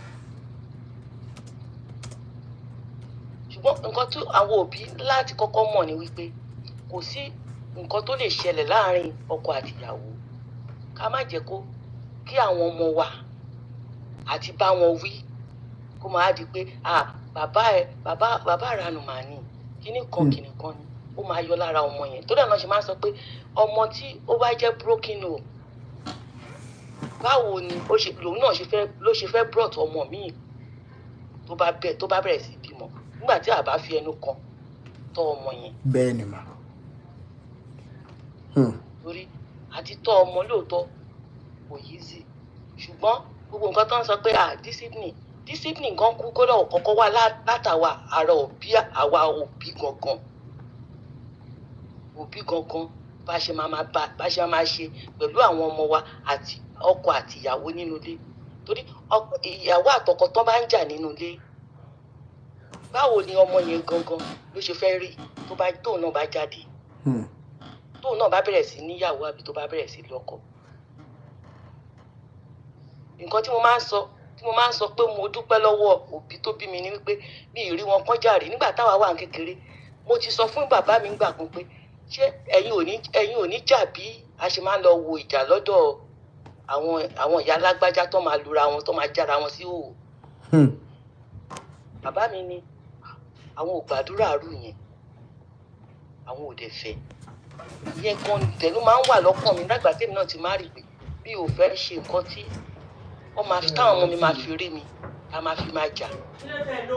Tí ọmọ bá tí ọmọ bá fi nǹkan mọ́ èèyàn láti kọ́kọ́ gangan fúnra rẹ̀ pé nǹkan báyìí ni mo fẹ́ fún àwọn ọmọ mi, nǹkan báyìí ni mo fẹ́ fún ìgbéyàwó, nǹkan tí báyìí ni mo fẹ́ fún ilé ayé àwọn ọmọ yìí. Torí ẹ̀ ni mo ṣe wá sókè pé nígbà téèyàn kan sọ pé broken home ó máa ń jẹ́ kí ọmọ kó yàyàkuyà. Ó depend lé àwọn òbí tó bá bí ọmọ yẹn jáde, wọ́n bá ṣe discipline ara wọn. Ìyẹn ni mo ní kí n. Ẹ ṣé ìyá mi. Thank you so much. Stone, ọ̀rọ̀ tá a fẹ́ sọ ṣé kìí ṣe ń pa Jésù? Sister Osazuwa Anna, Olúwa ṣe nǹkan kan mi rí fún name yẹn. Thank you so much, Big Mommy Eshema, for the wonderful contribution. Good evening, sir. Good evening, Sister Anna. Yeah, good evening, sir. The voice is too low. Oh, sorry, it's late, so I have to minimize my voice. But can you hear me now? À ń gbọ́ yín, ó kàn faint díẹ̀ ni. We are hearing you, but ó faint díẹ̀. Ó yá. Abẹ́ ń lo earpiece ni. Yeah. First, yes, I'm using earpiece. Bóyá kẹ́ fi sí ọ̀nà fún dáadáa. Okay. Thank you. All right. Okay. Let's leave religious matter now. Ben. Let's leave religious matter. The other man said something the other time. He was talking about his dad drinking in front of him. I actually like the example he gave, that daddy gave him drink to drink, but that wasn't enough. Fine, you might say that is his own type of disciplinary method or something. I wouldn't know. But for everything that you are doing, there are some children that won't help. That will not help them. Now, from his talk and everything, we know that he's the archaic type of person. That is, he still lives in that mode of discipline. Sure, you get. But now, children are not like this. You can't teach them this way, and they will, go with it. These children, they want to have more fun. You've taken them through the line of giving them one gulp, and they took it. Like then, when I was growing up, and I can't use that now for my children. It's never possible, because then at least I have a disciplinarian as a dad too. And as at then, he doesn't beat me, he beats my elder ones. But when I go out, I know how to comport myself. Just because I'm saying that alone. Do you get? So there are some kids that you need to show them the example before they can learn through. And I'm not saying I'm imposing it on every other person, but study your child to know the one that is good for the child. Now he is saying that some children, and I'm very sure from the way he's talking, he gives 99% of his likeness to the children. He helps them. He wants them to love him more because of his own background. You don't have to do that. If they want to choose, they can choose at the end of the day. Do you get? Because their mother too has a part to play in that. So it's a kind of, how will I put it? It should be a mutual thing. Not that you just be imposing that on. I know men are egocentric in nature, fine. But at the same time, you share the responsibility. It's just a kind of, let's bring ourselves back, because he said it's all about love, and truth.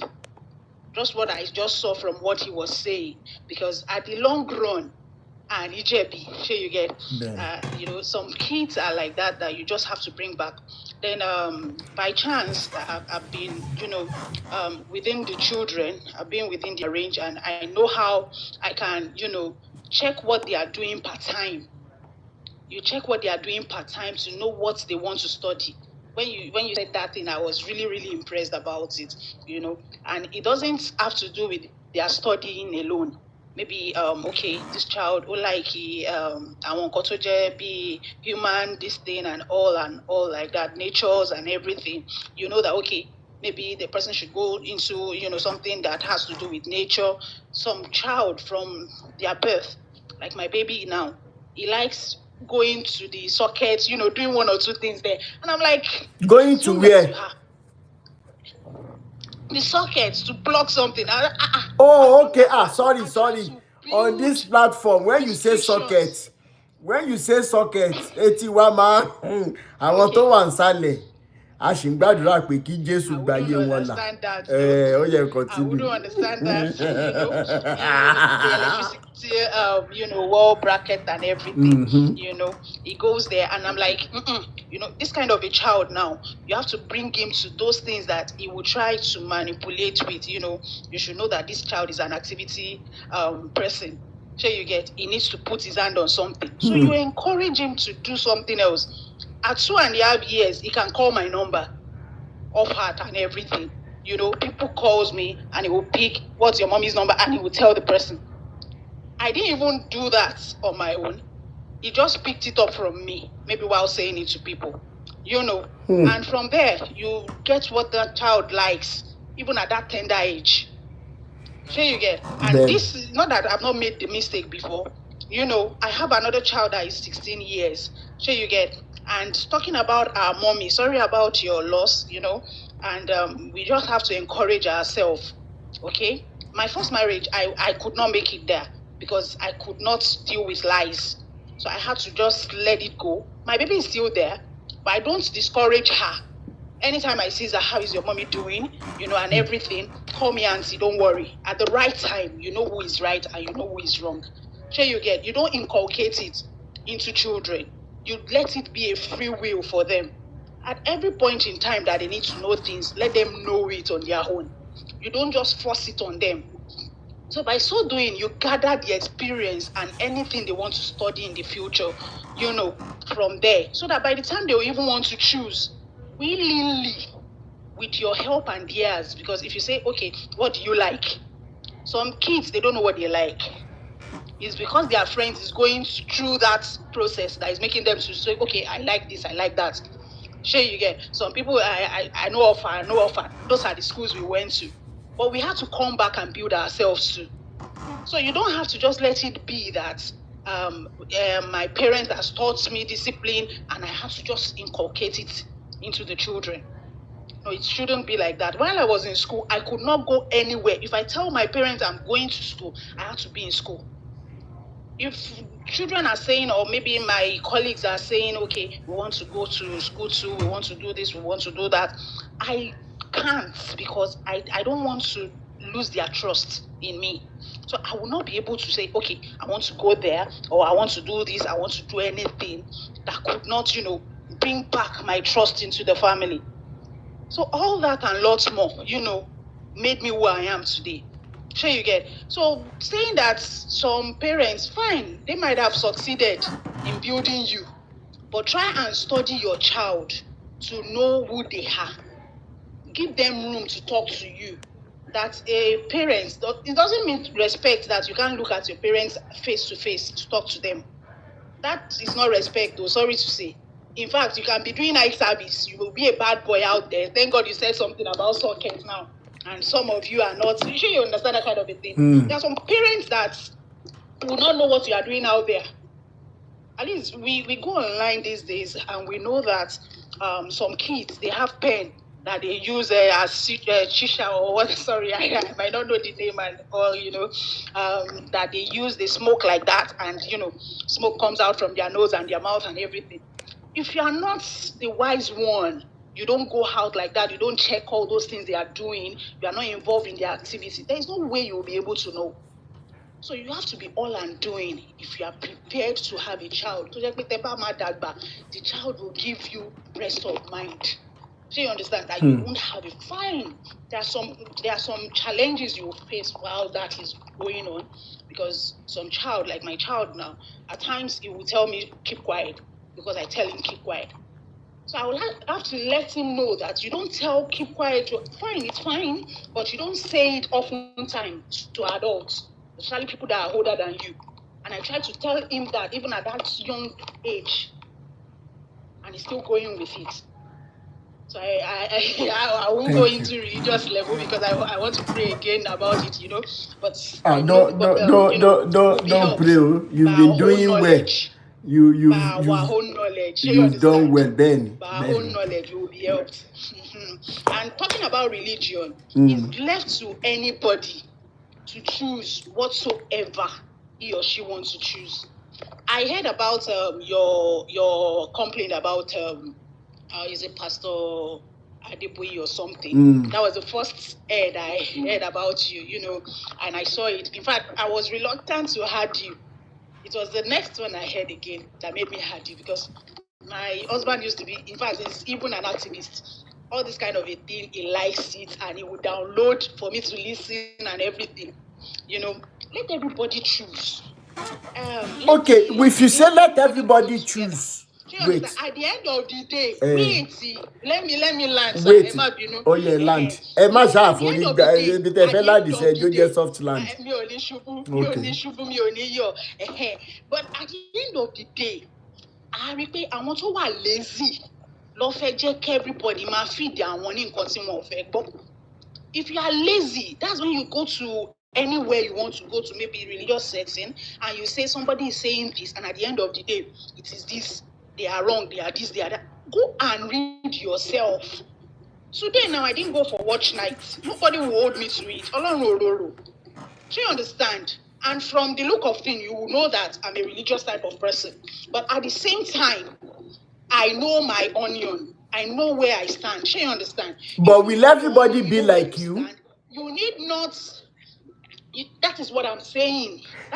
They are brainwashing people. You said we shouldn't talk. We must talk now. Then you leave it. You don't go to their settings. Stay and learn yourself. Sister Osazuna, thank you so much. Really appreciate you.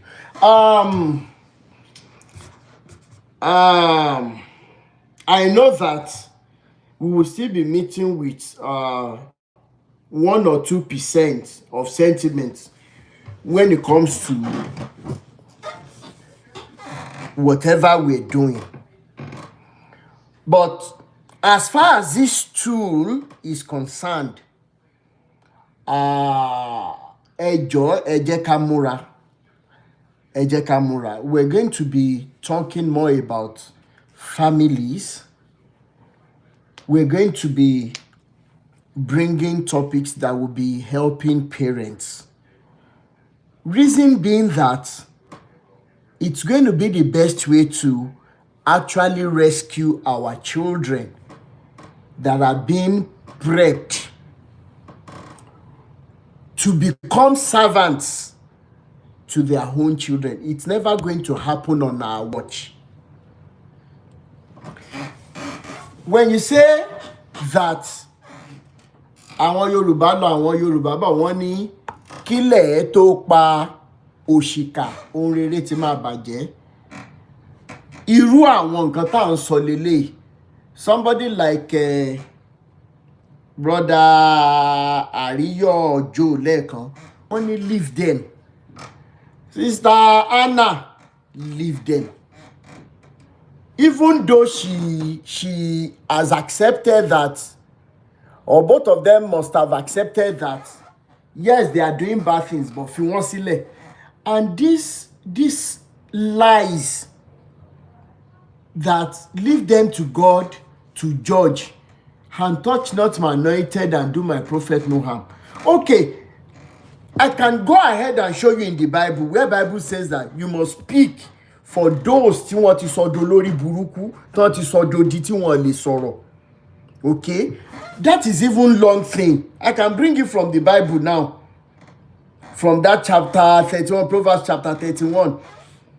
But if I choose to speak against them, you cannot tell me that you are worried about what their God will do to me.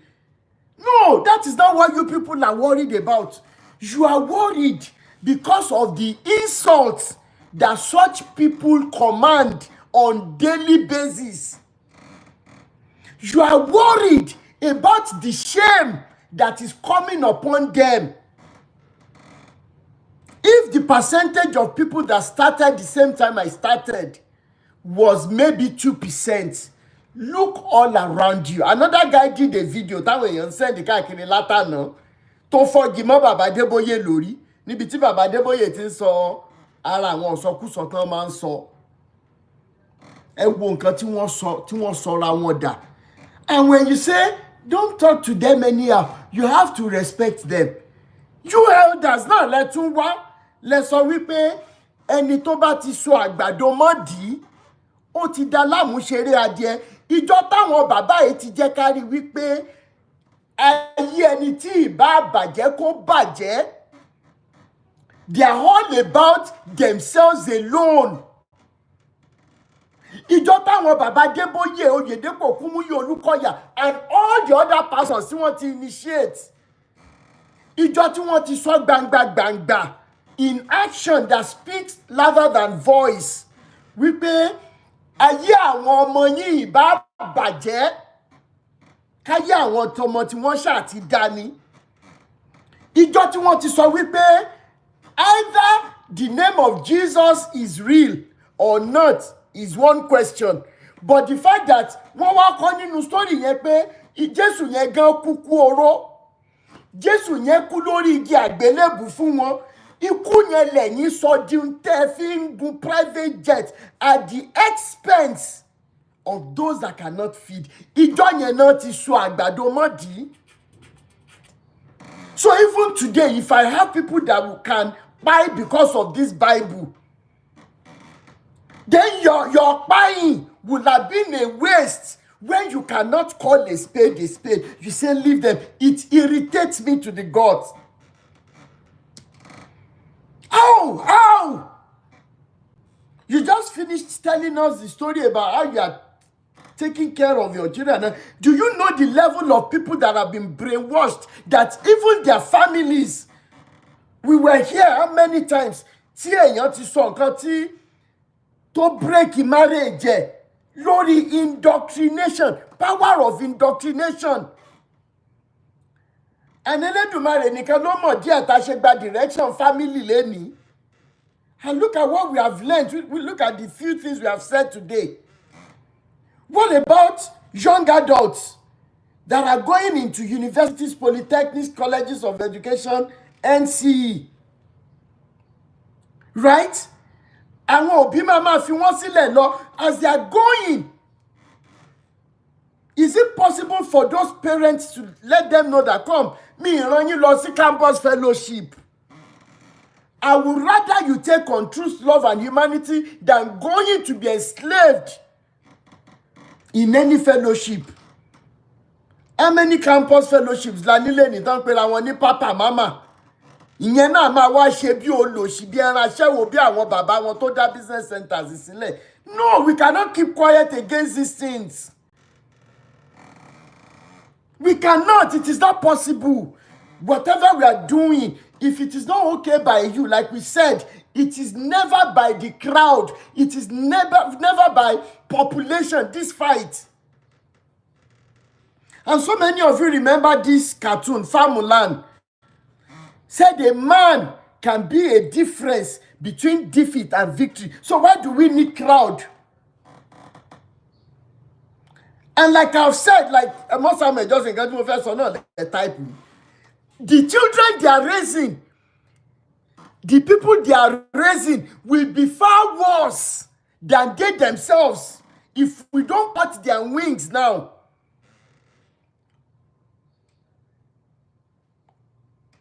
Okay? If you say your own child is going to, the child you just referenced now, to see the world bracket that you are discovering, and how will it feel when such a child that you've started discovering talent in it, ó wá dàgbà tán, ó wá fi gbogbo talent yẹn lẹ̀, ó wá ń gbé Bible tẹ̀lé pastor káàkiri tó jẹ́ bẹ́ẹ̀? Come on, let's think deeper. Let's think about this damage they are doing. After all, we all did agriculture, either in school or by practicals. There is what we call thinning, there is what we call pruning. Pruning yẹn làwọn bàbá wa ṣe tán fi sọ wípé tí a bá tètè pẹ̀ka àrókò tó bá dàgbà tán ẹbọ ló máa ń gbà. This fight that some of us are fighting today, it should have been started by our parents. It should have been started by the people before us.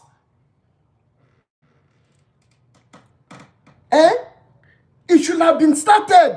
But if this is the weight Eledumare is putting on us, then who are we to say we can't do it? And that is why we don't even love our lives unto death. As long as it is the truth. As long as it is the truth. Kí ni nǹkan tá sọ nípa àwọn bàbá yìí tí ò jẹ́ òótọ́ rí? And I keep wondering the kind of wickedness tí àwọn bàbá yìí inherit látọ̀dọ̀ àwọn parents tí wọn. How can a parent fail so much? How can parents fail so much and produce into this generation irú àwọn bàbá yìí that Kumuyi will never go back and even repair ojú orí bàbá ẹ̀? Probably because the man did not buy into his own line of Christianity. And who did this to us as a people? That the likes of Adeboye, from what we have heard, láti Ifẹ̀wàrà, ẹ wo orú ìhà tó kọ sáwọn family tiẹ̀ gan. Ẹ wo ìhà tí wọ́n ní bàbá yẹn kọ sáwọn family ẹ̀. Who are the parents, our grandparents, wo ló bí irú àwọn eléyìí sáwùjọ? That Oyedepo will say it in all of his wickedness and madness into this generation. The sorrow that nobody can come to him and ask for food in the name of Allah. Then where is the humanity in them? So does it mean that because I have a grandfather tó jẹ́ Muslim nsìn, kí wọ́n sọ wípé torí wípé mo jẹ́ mẹ́mbà bàbá ṣèrè olórí burúkú tí ó pàṣán yìí, tí Rolls Royce yóò bá yé ẹ̀jẹ̀, tí ó pàdánù, tí ó pàrọ̀dínrìn ẹ̀dánù? Wípé torí pé ó ti sọ̀rọ̀ yẹn mo dẹ̀ ń gbọ́rọ̀ sí lẹ́nu, mi ní bọ́ bàbá tó bí ìyá mi toró jẹ́ Muslim. Nǹkan ti ṣe one generation yẹn jídìde.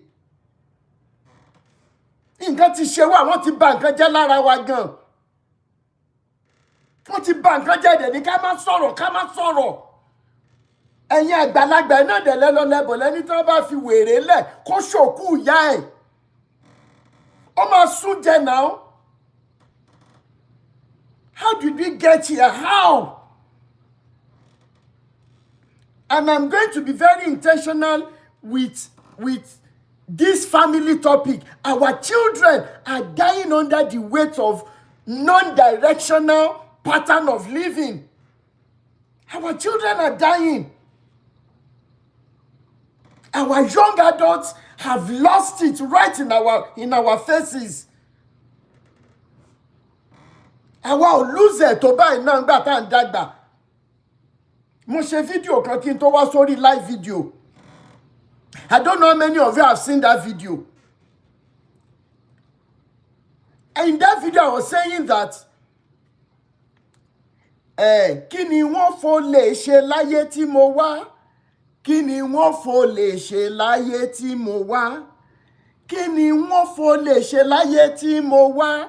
Kí ni wọ́n fò lè ṣe láyé tí mo wá? Kàkà kí n jalè má kúkú dẹrú. Kí ni wọ́n fò lè ṣe? This is one of the foundations of our land. Tí wọ́n bá ní ọ̀rọ̀ Ìbàdàn tí ò jalè, ojú ló rọ́. So many of us ò tiẹ̀ mọ meaning story yẹn. Go and find out the foundation of that story. Tábà wá kọrin tó bí generation àwọn bàbá tá ń bá fa yìí títí wọn ò ta lọ́sàn gangan yìí nínú ọdún yìí náà ni. And Okole, they have come into the year that will expose them and bring them to utter shame. That will make them witness the kind of sorrow nobody has ever witnessed. Tí Job ma kéré like them to ma ṣe wọ́n torí nǹkan tó ti ṣe fún generation yìí. How wicked and greedy can elderly men be? People we once saw as our fathers. People we once looked up to as men of God. Unfortunately for you and I, Emma sorry, if you want let. If you talk, something will happen to you. Ẹ jẹ́ kí kíní yẹn ṣẹlẹ̀ sí mi, ẹ má bẹ̀rù fẹ́ mi. Ṣé Jésù yín ò sọ fún yín nínú Bible ni? Don't weep for me, weep for yourselves and for your children. Don't be telling me, leave them for God to judge. How? It is not obtainable again. Orin yẹn taba kongbà yẹn wá sọ fọ́mọ wípé wo tó bá ń fẹ́ wọ́n á fẹ́ yẹn ti àgbá. Wọ́n á fi ẹ̀yẹn ti àgbá. How many of you remember those days? Tá máa kó wọn lọ sí beach. Tá máa lọ fẹ̀yìn wọn ti àgbá lóòótọ́. Ẹ rántí now. Unfortunately, they destroyed the foundation that established sanity in our society back then. And they played their games very well, so much that àwọn tó yẹ kí wọ́n fi ẹ̀yìn wọn ti àgbá làwọn ń ṣe ránkà dédé fún ní àwùjọ lẹ́ni. How else can you describe the madness of àwọn bàbá yìí? Torí ọrọ̀ ayé. Torí ọrọ̀ ayé tẹ́ pé ìjọ tẹ́ bá máa pasán báyìí lẹ́yìn bàbá yìí, wọn ò lè rántí mọ́. Láàárín ọjọ́ mélòó wọn ò lè rántí gbogbo tẹ́ kó jọ asán ni. Go and look at 2 Peter 3:11. Tí orí àwọn bàbá yìí bá ti burú, tí ayé wọn ti bàjẹ́ dé level wípé even what they are preaching, they don't even know it again. And they have brainwashed, they have used voodoo to make everyone under them to be slumbering and snoring. Wake up, guys. Only on that day, you will not look at 2 Peter 3:11. Only we pay gbogbo nǹkan jóná with all the elements, with the sounding of heating, everything we burn. If it were going to be so, why are they damaging lives to have everything on this planet Earth? How wicked and mean. I can't find the right words to describe them because I know them very well. How mean. How greedy, how wicked, how deadly and bloody. But 2025 we ló mọ̀. Tí àwọn èèyàn máa jáde lábẹ́ yín tán máa wá give testimony wípé àlàáfíà àti ẹ̀kọ́ kọ́ tó mi lára nígbà tí mi lọ mọ́. Bàbá Adébóyè, báwo lẹ ṣe máa ń feel when you see people trooping in and out of that evil camp? Oyedepo, how do you feel when you see people who can't even ẹ ti sọ àwọn èèyàn di wèrè, ẹ ti sọ wọ́n di aṣiwèrè, ẹ ti sọ wọ́n di olórí burúkú? Why? You even charge them for what God has done for them without asking for a penny. You charge them for it. That everything that happened to them in the course of the year, they should itemize it, put it in an envelope, and put offering. Oyedepo, mo tún sọ lẹ́ẹ̀kan sí iṣẹ́. Mo tún sọ sínú afẹ́fẹ́. Ìnira tí gbogbo yín ti fi àwọn èèyàn sí nílọ́pọ̀ ogún, nílọ́pọ̀ ọgbọ̀n, àwọn ọmọ yín ò mọ̀ wọnú ìnira yẹn láti 2025 yìí. Wọ́n mọ̀ wọnú ìnira àwọn ọmọ tẹ́bí táìmọ̀ rí wọn nínú ìnira. What have these people done to you? What?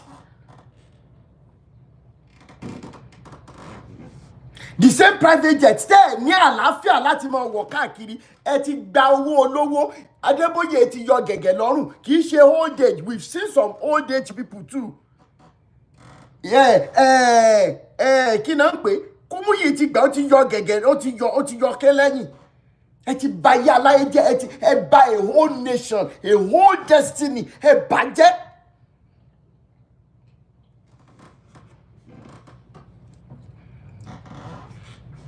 And you could say it in front of a people that nǹkan tí ìran kẹrin ẹ máa jẹ ó ti wà ń pamọ́. Ọba dákẹ́dájọ́ dẹ̀ wà ń bẹ̀ ó ń wù ẹ̀ràn. Torí wípé ẹ ti mọ̀ pé kò ní pẹ́ tọ́lọ́jọ́ máa dé tẹ́ máa kúkú ẹ̀sìn dànù. Ikú oró, ikú bànújẹ́. Ẹ wá ń kọ́ 100% capacity pé owó yẹn ẹ ṣáà máa ná lọ. As against bringing hope to a people. Àwọn aṣèrè kan máa wá wọ́n ní Rótìmí ṣáwọn níjọba ni. Ṣé ààrí Oyèdépò lẹ́yìn Ọbásanjọ́ àtàtìkù ni? Ṣé ààrí Adébóyè lẹ́yìn Buhari lẹ́yìn APC ni? Mr. Chick Textiles. Àwọn ìṣẹ̀ṣe náà they are no go area. Ta ló ń ró àwọn tá à ń dárúkọ ẹ̀ lágbára? Ṣé bọ́jọ́ ń wára wọn lọ lóru ni?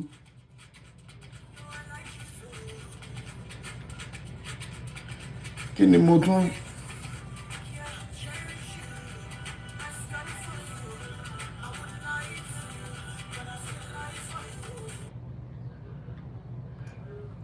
Ṣé bọ́jọ́ ń wára wọn kiri ni? Ó ń dọ̀tí ní gbogbo wọn. Ẹ má mọ̀ béèrè irú question yẹn mọ́ lọ́wọ́ mi torí mo ti ṣàlàyé several times. And that is why I keep telling people, discover yourself through love and humanity first.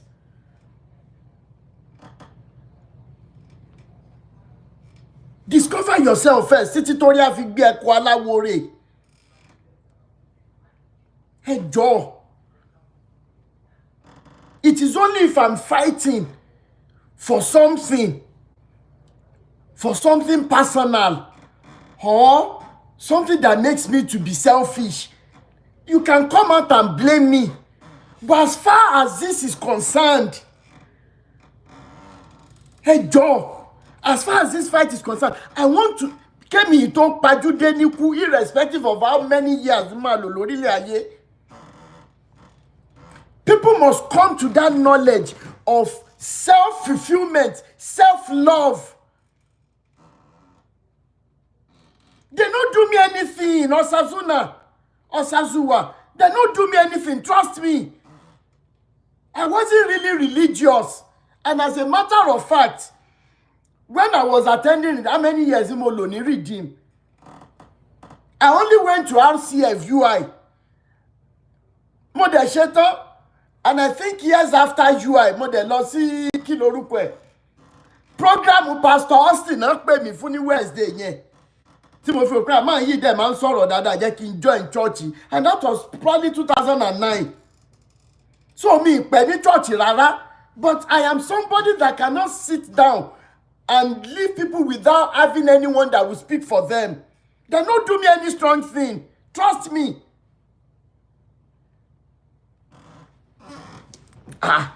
Kí jẹ́ wá fẹ́ yàwó gan kíkan nu wọ́n bá yàwó yẹn sùn.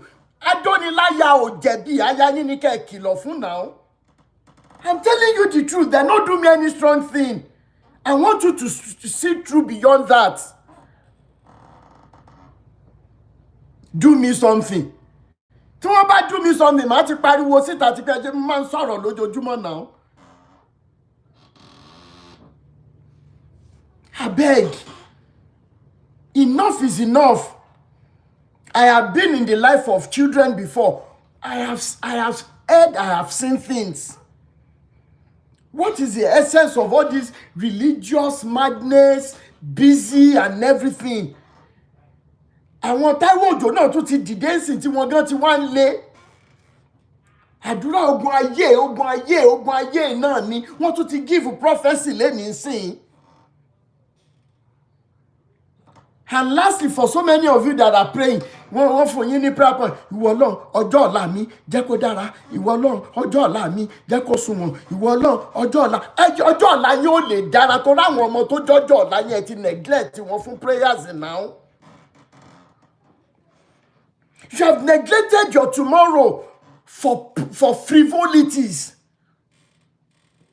You have neglected your tomorrow. That is why lọ́mọ mi tó ti make ẹ̀gọ́ òfẹ́ ní kankan ṣe pẹ̀lú bàbá àtìyá. Ẹ̀yin gan lẹ máa fàtàrí àwọn ọmọ máa wá live life of guilt. All in the name of serving God that you don't even know. Most of you tell they were religious. It's because of the wickedness of your heart.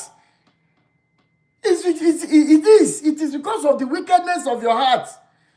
If Adeboye and all of them convince you that you have to give God, okay, you have to give God something, and you believe it, you are telling us that you must have 1 million naira before you give your own child that you claim to love, before you give him or her 10 naira. Not to talk of the variance. Do you know who that Eledumare is? Do you know who that Chukwu Ebube is? Do you know? We don't only niwa, like I always say. Okay, ẹ bá mi sọ, ẹni sọ wípé ó gbọ́dọ̀ gba ilé kó tó fún yín lélẹ̀ lẹ́yìn bàbá olórí burúkú ẹ jẹ́ fún yín nìkan kí n tó lọ rest. Ẹ̀yin bàbá Adébóyè tí ìbá yẹ pé bóyá aṣèrè ní gbogbo yín tẹ́lẹ̀ ń ṣe ẹ̀sìn tẹ́mọ̀ pẹ́sìn lẹ́ ń ṣe yìí. Tí Ọlọ́run yẹn bá dé sí yín láyà lẹ́ni pé òun tí ẹ fẹ́ jẹ oúnjẹ gidi, òun fẹ́ jẹ àmàlà, òun fẹ́ jẹ ọbẹ̀ gidi, ẹ dúró náà olórí burúkú yín private jet mélòó lẹ fẹ́ ta? Owó tẹ ní offshore account, owó ẹ̀jẹ̀ tẹ́ ń gbà ìbòlẹ̀ ṣé lọ kó síta tẹ́ bá ní bá bíìtì lẹ ti fẹ́ ro àmàlà yẹn. Ẹ dúró náà ẹ má bínú o, tẹ́ bá tiẹ̀ wá succeed ẹ wá múlẹ̀ sí US, wọ́n nílẹ̀ dáadáa US níbẹ̀ kẹ́ wá sí ọbẹ̀ fọlọ́ ìbòlẹ̀ ti fẹ́ rẹ́ran kó sínú ọbẹ̀ yẹn ìyá ṣe èrè rádaràda. Ẹ̀yin tẹ́ ń fún wọn lówó yẹn náà tí báyìí pé bóyá wọ́n ti kó yín lọ́pọlọlọ, ẹ̀yin ń fún Ọlọ́run lówó, ọba jáde mọ́ tán lé, ìbánilálejò máa bọ́ onílé, ọba tó ń gbeni níjà tẹ́rù ó sì máa ba oníjà báyìí tó níjà ó sá lọ kánrin kése.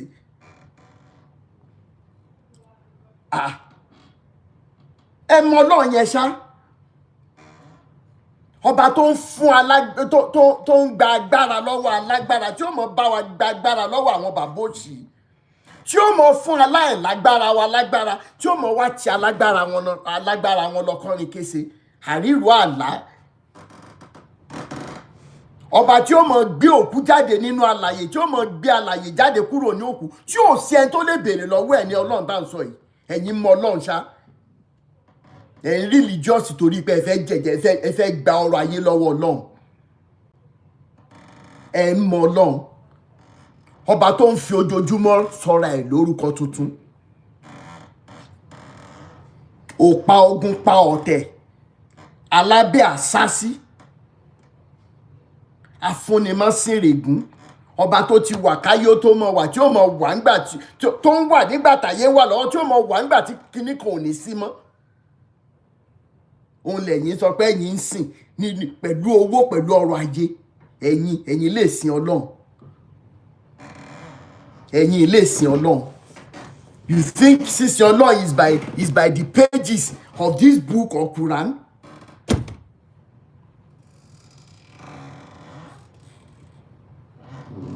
You think you know him?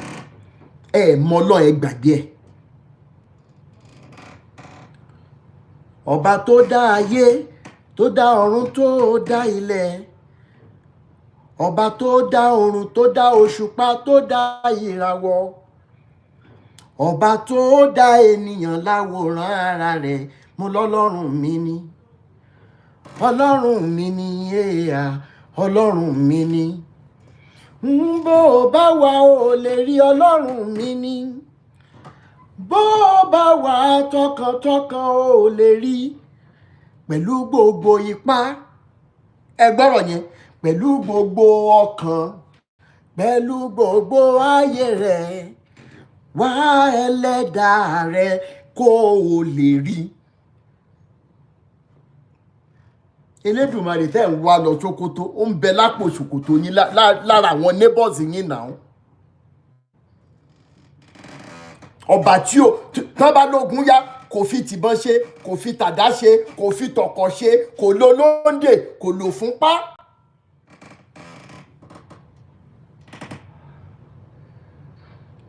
Yóò jáde lé báyìí yóò sì tún máa wà lé ni kò gba visa ó wà káàkiri gbogbo àgbáyé.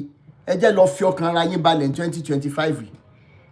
This is year of vengeance. This is year of who is who when it comes to this Elédùmarè.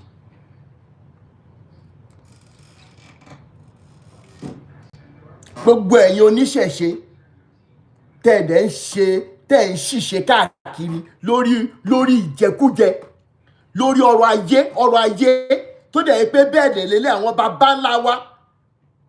baba ńlá wa ìtẹ́lọ́rùn tí ń ṣe bàbá wa náà kọ́kọ́ mú yàn láàyò tí wọ́n ìdẹ́ ìṣe ọ̀lẹ òun ló jẹ́ kí ṣẹ̀ṣe ju wọn ṣe náà toró yẹ ká mú ọ̀rọ̀ dọ́dọ̀ tí yín náà lénìí. Ẹ wá sọra yín di kànáńján gbọ́n rádaràda kalẹ̀ ẹ̀yin ó ń dọ̀tí rádaràda wá dùn lẹ́nu yín ìṣẹ̀ṣe làgbà wọ́n ń tẹ orí bàbá wa mọ́lẹ̀ tú yín ẹ̀ẹ́dẹ̀ ní tìjú ní ìtìjú rárá ní tìjú gbogbo ìjà tá à ń jà ẹ̀yin ló yẹ kẹ́ kọ́kọ́ mọ̀ jà náà ẹ̀ẹ́dẹ̀ ní wẹ́pọ̀nù ìjà yẹn lọ́wọ́ ẹ̀ lè lò tó rọ́ máa lè ló pọ̀ jù nú gbogbo yín ọmọ àlè gidi ló pọ̀ jù nú gbogbo yín ọmọ àlè gidi ẹni weapon tẹ lè fi silent gbogbo àwọn bàbá yìí ṣùgbọ́n torí owó tó ń gbé fún yín àwa wíta ìwé ẹ̀ ń ṣe ṣẹ́ẹ̀tì ẹ̀sìn káàkiri èṣù is not Satan ó yá sí yín lẹ́nu kí láǹfààní èṣù is not Satan tẹ́ ṣe at the end of the day ẹ̀ ń fi èṣù yẹn gbé agbára fáwọn wèrè yìí wọ́n wá máa wá tẹ èṣù mọ́lẹ̀ nínú church àwa tá a mọ̀ ṣẹ̀ṣẹ̀ gan tá a dẹ̀ gbà ṣùgbọ́n tá a bá àrọ̀ bá ti ṣe bàbá tán àmọ̀ntẹ́ṣù jẹ́ nílẹ̀ Yorùbá ẹ̀yin lẹ̀ ń fún wa ní oko dídí ṣán àwọn alálẹ̀ àwọn òrìṣà wọ́n mọ̀ dá yín lẹ́jọ́ lọ́dún yìí ni àfi tẹ́ ẹ bá lọ yíwà padà wọ́n mọ̀ dá yín lẹ́jọ́ ni aṣọ yóò mọ̀ pọ́n ni ẹni lákòjọ gbogbo owó tó bá fún yín àìsàn tí ò gbóògùn lẹ́mọ̀ fi wò kò sí bẹ́ẹ̀ ṣe lè mọ ewé tó tẹ́ ẹ mọ egbò tó ẹ mọ̀ lọ ṣe ìkàtẹ́ bá fẹ́ ṣe torí kàyẹn ya sí yín lọ́wọ́ ẹ lọ́ mọ̀ ṣe gbogbo àwọn tó bá ń bẹ̀rù yín wọ́n bẹ̀rù yín fọ̀dí àwọn ni èmi ò lè bẹ̀rù yín orí òótọ́ ni mo dúró lé àfi tó bá yẹ pé kì í ṣe pé kí ara dẹ mẹ̀kúnnù ni mò ń ṣe fún ló yà kù.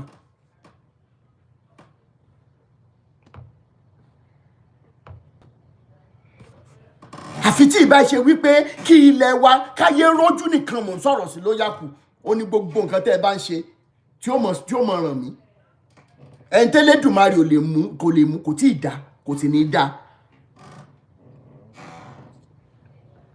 ẹ̀yin kàrà dáradá ẹ̀ bẹ́ẹ̀ dẹ̀ la máa rí ọ̀pọ̀ nù wọn lórí social media wọ́n á máa wá client káàkiri àwọn ọ̀lẹ olè rádaràda ẹ fẹ́ lo jeep ẹ fẹ́ lo SUV ńlá ṣùgbọ́n ẹ fẹ́ ṣiṣẹ́ ẹ ń gbéṣẹ̀ ṣe káàkiri ẹ mọ̀ ṣe rádaràda òṣì káàkiri ẹ̀yin mọ mínínì ìṣẹ̀ṣe ni ẹ̀yin mọ mínínì ìṣẹ̀ṣe kì í ṣe dìsẹ́mì ìṣẹ̀ṣe làwọn bàbá wa fi kọjú tán fi ja ogun Àgbẹ̀kọ̀yà ni ṣé wọ́n lò kára dẹ mẹ̀kúnnù ní kí lẹ́yìn lò fún personal gains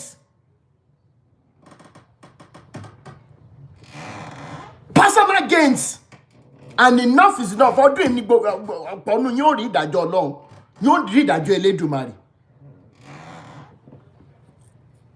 kéèké gbogbo àwọn tẹ́ bá ti fẹ́ gbé agbára fún bẹ́ẹ̀ ẹ mọ̀ jọ ṣìṣe ni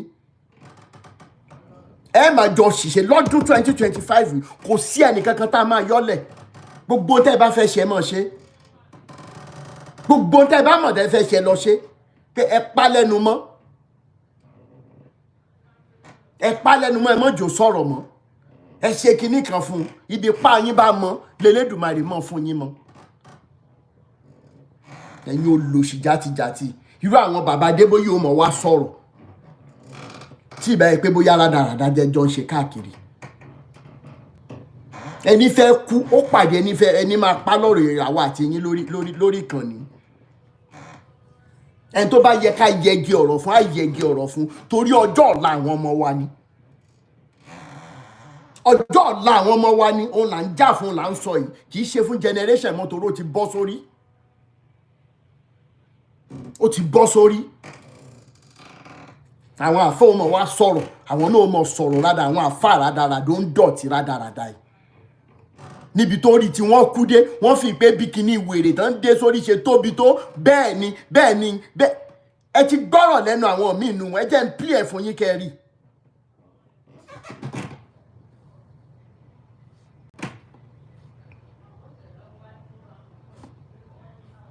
Imagine ẹ gbọ́. Sallallahu alaihi wasallam ìdájọ́ rẹ̀ inú ìyà àtayé tí ó jẹ ní kí wọ́n pa so wọ́n bá bú ànábì àbí kẹ́yìn òkú bẹ́ẹ̀ ni. Kẹgbọ́. Ẹgbẹ́ tó bá bú ànábì wa Muhammad sallallahu alaihi wasallam ìdájọ́ rẹ̀ inú ìyà àtayé tí ó jẹ ní kí wọ́n pa so wọ́n bá bú ànábì àbí kẹ́yìn òkú bẹ́ẹ̀ ni. Kẹgbọ́. Ànábì wa Muhammad sallallahu alaihi wasallam ni wọ́n bá bú àbí kẹ́yìn òkú bẹ́ẹ̀ ni. So torí ẹ̀ anybody wọn wá ara rẹ̀ wọ́n bú ànábì sallallahu alaihi wasallam wọ́n sọ sọ́kúsọ ń pa ànábì ìdájọ́ ẹ tó bá bú ànábì ikú ni.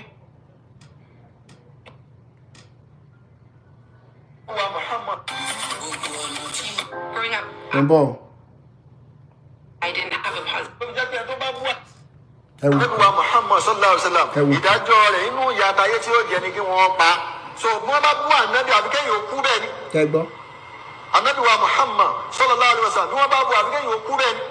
So torí ẹ̀ anybody wọn wá ara rẹ̀ mọ́ bú ànábì sallallahu alaihi wasallam wọ́n sọ sọ́kúsọ ń pa ànábì ìdájọ́ ẹ tó bá bú ànábì ikú ni.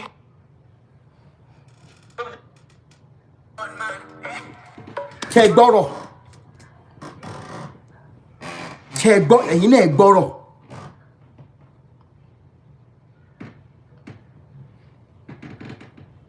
ẹ̀dẹ̀ ní ká má sọ̀rọ̀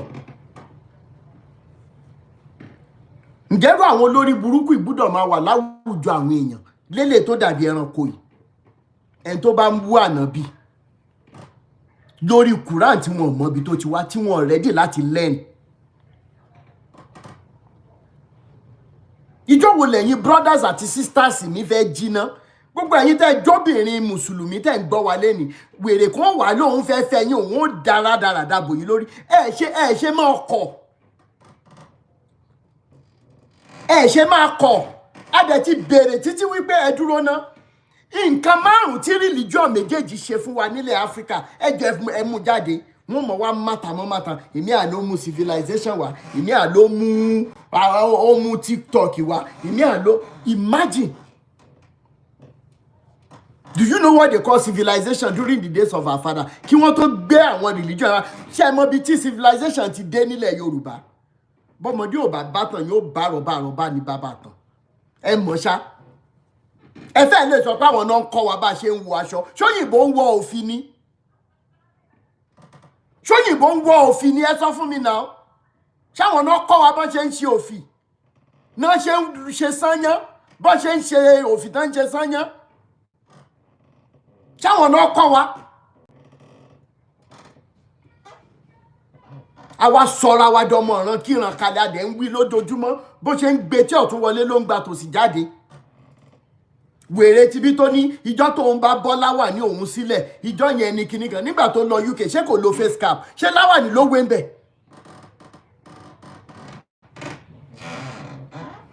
bá a ṣe láàkàwé yẹn náà tó pàbó ní àká ọpọlọ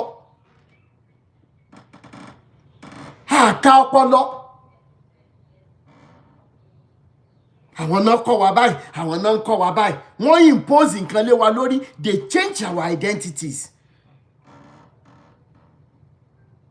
And gradually, we are going into extinction. That is the word I can use. We are going into extinction. wọ́n wá ń wò wá láwò sunkún à ń wòra wa láwò rẹ́rìn. If Jesus can heal common malaria, kí náà ń kó gbogbo àwọn herbs wa lọ ṣe nílùú òyìnbó? Ẹ máa dá mi lóhùn náà. If Jesus can heal malaria, kí náà ń kó àwọn doctors wa, kí náà ń kó wọn kúrò l'Áfíríkà fún? Kí náà kó àwọn teachers wa kúrò l'Áfíríkà fún? Kí làwa fúnra wa gan ṣe nínú òtútù yìí? Tí bá pé bóyá níjọba Nàìjíríà tó nínú rírò tá ní leaders l'Áfíríkà. Gbogbo àwọn tó sì ń ṣe ọ̀rọ̀ ẹ̀sìn ìdánpẹ̀lẹ̀ ẹ̀sìn, ẹ má bínú, ṣé ǹjẹ́ mọ ìtàn ṣá? Ǹjẹ́ màrọ́bá? Ṣé báwọn òyìnbó wá ń ṣẹ́ wá sí Nàìjíríà gbà yẹn ni? Tí bá parọ́ kọ́ lọ fi àjẹmí, mo sì meet òyìnbó ní 2018 or 19 tí mo lọ repo tó tepo fún mi ní co-op. Wọ́n ní what country are you? Mo ní Nigeria. I was in Nigeria in 1980 something as an expatriate. Kóyìnbó mọ̀ sọ fún mi pé òun jẹ iyán, òun mọ iyán, òun mu Guinness, òun mu kinní kan. Òyìnbó sọ fún mi, what are you doing here? Mo ní my country is no longer good. Only how? Mo ní we don't have good leaders. Ó sọ ayé tó ń jẹ fún mi lẹ́kọ̀ọ́ ńgbà yẹn. Ó sọ bíi mẹ́ta mẹ́rin fún mi. Òyìnbó. Àwa gbé ẹ̀sìn sórí, a gbé sórí, àwa ń kọ́ àwọn ọmọ wa. You have to pray. Nǹkan táwọn ọmọ wa wá mọ̀ sí kò ju prayer lọ. What they can use their common sense to solve. Nígbà tá máa kó wa, tá máa tara wa lẹ́rú fún wọn torí yẹ ká sọ dáadáa. Kó má dà ìgbà tí ipa ń parọ́, put blame lórí wọn. It is survival of the fittest for them.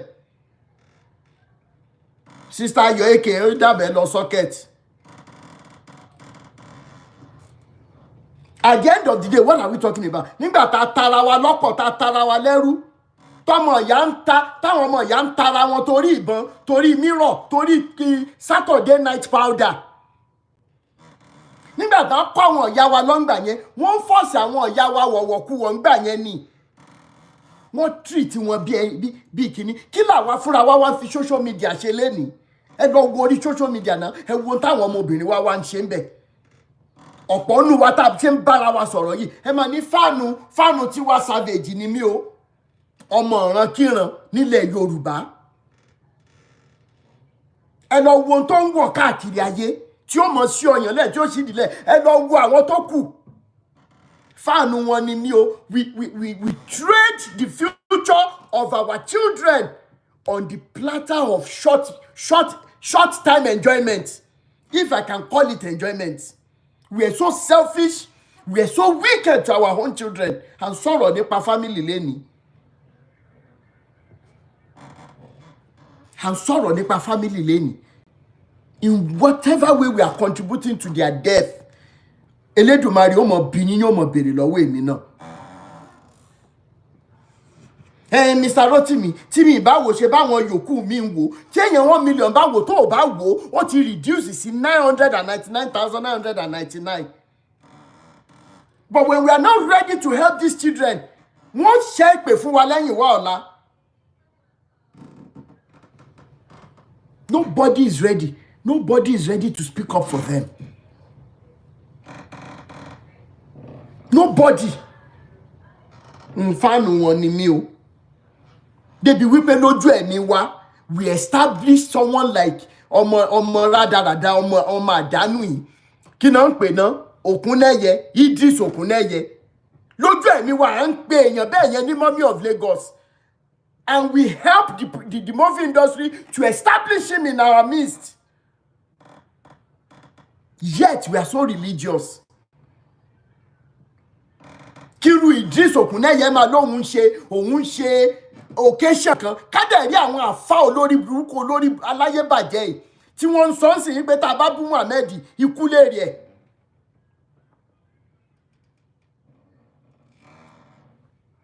Bí Muhammed yín bá wà láyé lẹ́ni á tú sí lójú anyhow. Torí òótọ́ yìí ni.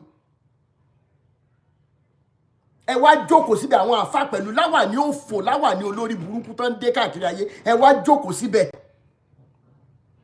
ẹ̀yin àwọn ìyá wa ẹ̀ ń sọ bẹ́ẹ̀ fún Idris orúkọ Muslim ló ń jẹ́ Idris Okuneye ẹ̀ ń pe Idris ní àwọn ìyá wa ẹ̀yin olórí burúkú aláyébàjẹ́ gbogbo yín ní 2025 ẹ̀ mọ̀ pasán kọ̀ọ̀kan ni ìjáde ìwọlé ó mọ̀ bá yín ni ní nǹkan tẹ́ ẹ ti ṣe fáwọn ọmọ wa. Some children now are now mentally sick. They don't know where to belong.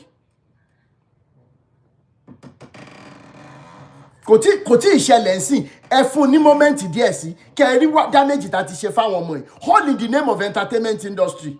Ẹ rò pé ojú lásán náà fífi wálẹ̀ ká máa ṣe gbogbo orú nǹkan bẹ́ẹ̀ yẹn ni.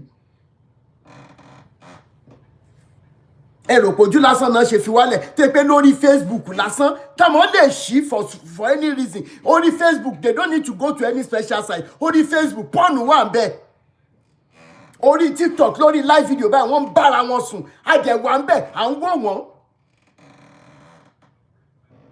kó jẹ́ rádaràda là ń sọ lórí bíbà látàárọ̀ bí èèyàn bíi 2000 ti máa wò wá tóbìnrin bá ti ṣí àyàlẹ̀ báyìí ọ̀tọ́ bá rí kókó orí obìnrin lórí ọyàn obìnrin báyìí wàhálà ti dé. And we cannot be talking about liberation without touching these things. Gbogbo àwọn ọkùnrin tá a bá là wà ní liberation kìíní kò yẹ ká máa encourage irú nǹkan bẹ́ẹ̀ yẹn mọ́. Mọ̀mọ́ pọ́pọ́ nù yín ti bá kọ́mẹ́ǹtì mi pàdé lórí ẹ̀rọ ayélujára tí mo gbé wọn rí dáadáa. Ètèlù ẹ̀ ló disappoint kí lorúkọ gẹ̀ yẹn náà actress báyìí. Nígbà tí cancer bá fẹ́ ba yé ọyàn yẹn jẹ́ ẹ lọ jókòó jẹ́ síbì kan. Mo dẹ̀ farabalẹ̀ ṣàlàyé fáwọn tó ṣe kọ́mẹ́ǹtì sẹ́ńtímẹ́ǹtì yẹn síbẹ̀ wọ́n ṣe wà á rí pé òótọ́ ló sọ. How can we be talking about liberation, religious liberation, and we leave some stone unturned because it is not a comfort zone for us. We are all deceits. We are all hypocrites. The children are dying under the weight that you and I create, all in the name of entertainment.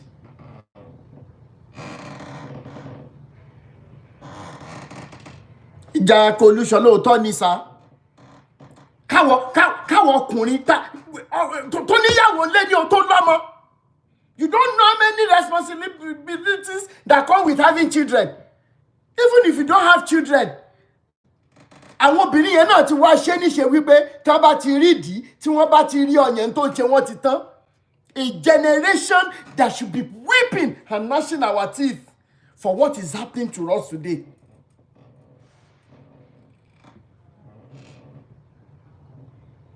Àwọn ọmọ yẹn náà wá mọ̀ọ́mọ̀ wọ ṣẹ́ẹ̀tì wọ́n máa wá gbé ọyàn káàkiri wọ́n á ṣí cleavage káàkiri. After that kí ló kù tẹ́ fẹ́ offer? Yet a máa sọ̀rọ̀ nípa irú àwọn ṣákáṣáká a máa sọ̀rọ̀ nípa irú àwọn Mariam Makeba a máa sọ̀rọ̀ nípa àwọn Òyìnká Òwìnú. How many times ẹ lọ wo àwọn comment bóyá lára wa ń bíbá máa pàdé ara wa ń bẹ̀.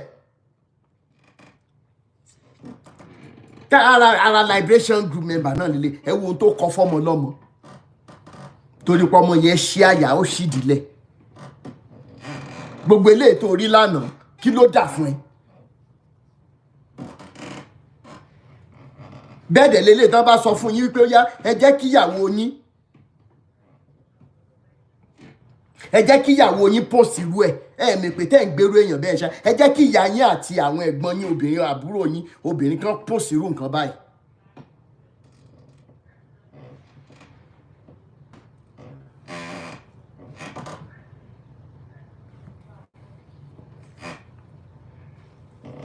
Tí ó bá jẹ́ humanity, why will I encourage somebody to do what I know I don't want ní sàkání mi?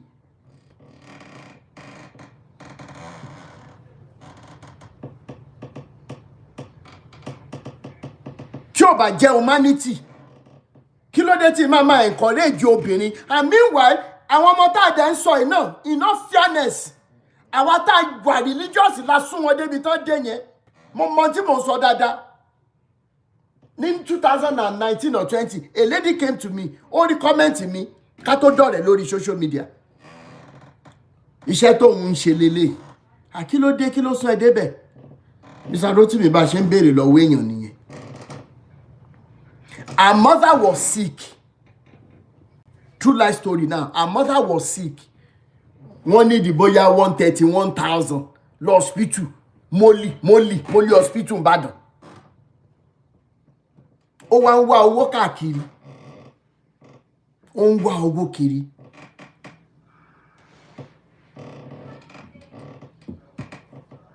At the end of the day, gbogbo ibi tó fojú sí tó fọkàn sí pàbó ni. The last hope she had was the pastor of her church. Oh, they don't debe, Mr. Roti, my God. You can imagine something that happened 3 or 4 years earlier than Ijotemi Atomo in sorrow. Kò dẹ̀ ṣe máa sunkún. Ó dẹ̀ lọ síbẹ̀. 131,000. Kò sí wàhálà. Wá pàdé mi níbi báyìí. Sir, hotel ẹ fún sa, wo má sá mi o. Má ṣe sá fún mi o. N tó bá nílò má. A pastor telling her that. Because gbogbo ìgbà yẹn as at 2019, èmi náà ṣì ń gbé báyìí. Àwọn tó mọ̀ mí lórí Facebook tí mo wà nígbà yẹn, wọ́n mọ̀ pé máa ń lo Bible fi preach. Last hope. Máa ka sáàmù fún mi kémi náà máa ka sáàmù. Gbogbo kìíní náà aró kì í ṣòkúta. Ó lóun wá wò pé ókè ó fẹ́ fún mi ní tí n bá kúkú lọ gbé iṣẹ́ aṣẹ́wó yẹn ṣé kò pé mi ni graduate master's degree holder torí wípé kò síṣẹ́. Ó dẹ̀ manage chinchin tàǹgbà yẹn. So meaning that she didn't want to kò fẹ́ ṣọ̀lẹ kò fẹ́ depend lórí ẹnì kankan. Telling you a true life story. Finally, Olóhun ya káàdì pastor yẹn. Ká lóun mọ ọ̀nà tó lè fi kú lórí ìdúró ohun ìbá pa máa yẹn. Mo ní má pààyàn. Ó ní Bọ̀bra Rotimi, I killed my own mother. Mo ní how? Ó ní péjọ kejì ńgbà táyé kò sí owó and everything. They had to tell her pé kó wá gbé ìyá kúrò lọ hospital. Òun dẹ̀ ní first child. Àbúrò méjì tó ní wọ́n ti drop out school.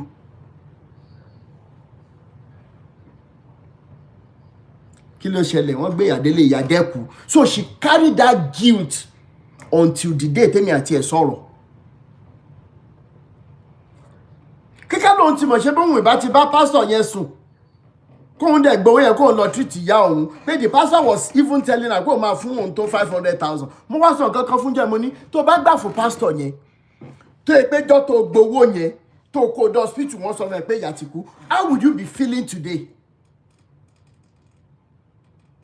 How would you be feeling? Then she stopped crying.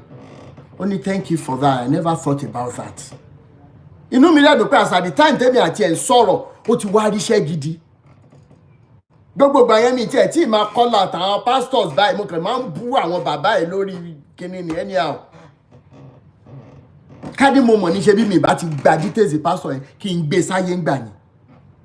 Ṣùgbọ́n wọ́n ní pé tá a bá débi ṣúṣú ni fùrọ̀ máa ń là àsìkò yẹn láwàá. So nobody should tell me to keep quiet. Enough is enough. Irú ọmọ bẹ́ẹ̀ yẹn wà lórí ṣoṣo, you don't even at the end of the day àmọ́ pàwọ́ gan la sún wọn débẹ̀. Àwa tá a lọ́mọ obìnrin lé a máa wá encourage irú rádaràdà bẹ́ẹ̀ lórí social media. Where do we start? Where? Olóhùn sọ tẹ bá rí comment ọkùnrin mi gan lórí àwọn post yẹn torí ìwòkuwò ìmí máa ṣe comment ẹ̀ máa dàbí ìgbà tí epo ń speak in tongues. Bí ìgbà tó ṣe you are fearful and wonderful made or make torí òun rí ìdí obìnrin. Ẹ̀yin olùlòṣì rádaràda yìí. Ẹ má worry, à ń gbìn ni. We are planting seed today. But ẹ máa rántí wípé nǹkan tá a bá gbìn la máa ká. Ẹ máa rántí wípé gbogbo nǹkan tẹ́ ẹ bá gbìn sílẹ̀ lénìí òun ló ní kálukú máa ká. We cannot be blaming the government every day looking for a way out of this mess we have put ourselves. kí làwọn ọmọbìnrin wa jámọ́ ní society ń sìn, kí náà jámọ́ lójú wa. Àwọn ọmọ tó yẹ ká gbé ń yàwó ní ṣùlọ́kà, ẹ wo ń tà sọ wọ́n dà, all in the name of entertainment. Gbogbo ẹ̀yin directors,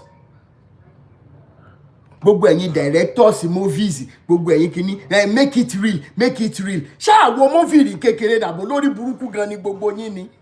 Tírú àwọn ọ̀gá Bello gbogbo wọn wà ní movie industry, tírú eléyìí ń ṣẹlẹ̀.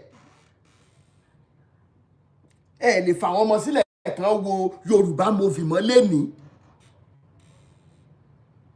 Bọ́n polówó oògùn eku, wọ́n gbọ́dọ̀ fi ìhòòhò obìnrin hàn wá. Kí ni ìhòòhò obìnrin ní ṣe pẹ̀lú pa eku nulẹ̀? Àwọn ọ̀gá Bello, Jídé Babs, Délé Odùlé, gbogbo wọn sì wà ní movie industry yẹn. The same movie industry they worked hard for. In their presence, lójú ẹ̀mí wọn, movie industry ti di rádaràda. Movie industry ti di rádaràda. Ṣáàwọ̀ movie rí ni? Ṣé wọn ò ṣe sínú aṣẹ́wó rí ni nínú movie? Tí ó dẹ̀ ní fún ẹ ní impression burúkú kankan tó lè fọmọ́lẹ̀ kó wò.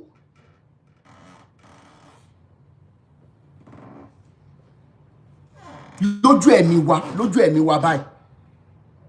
The same people that set up a standard are the same people that are breaking the standard, destroying the foundation. So we've not started. And that is why I said that this liberation fight is not for the faint. This liberation fight is not for the weak. It must cut across every nook and crannies. Ẹni tó bá yẹ ká lẹ̀pọ̀ pa ọ̀rọ̀ mọ́ á lẹ̀ mọ́. Enough is enough. The tears on the faces of our children, the tears on their faces touch my heart so badly. Ẹ̀yin obìnrin á wá dúró, wọ́n rẹ́ pọ̀ ọmọ yẹn, ẹ lọ pa ni, ẹ lọ pa bọ̀bọ́ yẹn ni.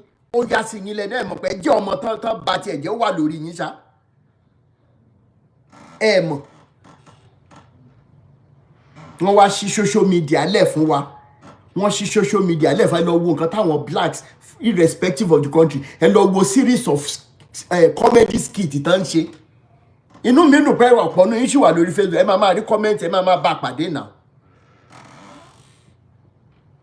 Kóbìnrin máa wẹ̀ nínú balùwẹ̀ nínú àwọn kọkùnrin lọ máa yọjú. Skit nìyẹn. Ṣáà wo bàbá Sàlárí ni? Ṣáà wo Adẹ́rù Pọkọ̀rí ni? Ṣáà wo Epo Kínkín ni? Ṣáà wo gbogbo wọn ni? Àwo JJ Jagas ni? Àwo Ọlálọmí Àmọ̀lé ni? Were they not also making comedy? But look at us today. Comedy skits that are disgracing and molesting our girls up and down. We watch them, we share it. We promote it. What a useless pervert generation. What a useless generation. And yet, these people do not have a voice. Our children do not have a voice to speak for them.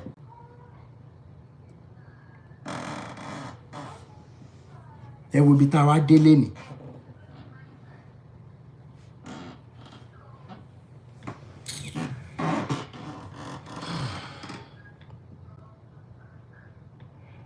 I am sorry that Uncle Ola couldn't make it today. I am so sorry. I tried everything, but it seems that the meeting took most of the time. He said it with his own mouth yesterday that he will be here. I am really sorry. I'm really sorry. Thank you so much, Sister Anna. I'll be working tomorrow, and this also the next time. The surest time we will be meeting again will be Friday. Lágbára Ọlọ́run, lágbára Èdùmàrè. Thank you so much, Elisan. Ẹ má bínú. Lapo money. Kò sí wàhálà. Send your account. Send your account details to me. Lágbára Ọlọ́run gbé mo láwọn èèyàn nú lé tí wọ́n bá mi san. Èló ni lápò, èló ni interest wọn. Thank you so much, everybody. YouTube family, I appreciate every one of you. Let's be deliberate now. Let's see the this liberation and love and humanity beyond the horizons of these pastors alone, because no matter how you check it, Timbale ni example pastor kan loko, redeemed pastor loko kan tó dẹ̀ ń ṣe. Brother Rotimi, do give away from you. Sister Teju, ẹ̀yin gan ló yẹ kẹ́ fún mi ní nǹkan gele yín mo ti ẹ̀ ní ìdí ẹ̀. Mo fẹ́ fi rán boxers, mo ti ra rubber band tán máa ká sí létí, gele yín ni mo need. Mo fẹ́ fi rán boxers, ẹ jọ̀ọ́ ẹ bá fi ránṣẹ́. Olasunbokwe, thank you so much. Godwin Ben, thank you so much. I appreciate every one of you. Ẹ gbọ́ Sister Teju, gbogbo boxers mi ló ti já lójú abẹ́ mi ìdẹ̀lẹ́yìn tí ó rà mí fún mi. Tẹ́ bá dẹ̀ lè fi gèlè yẹn ránṣẹ́ sí mi, màá gbà. Mo ní rubber band létí máa fi sí létí, sọ́dọ̀ máa easy láti máa wọ̀ láti máa bọ́, kò ní jó lókun. Ṣé gbọ́?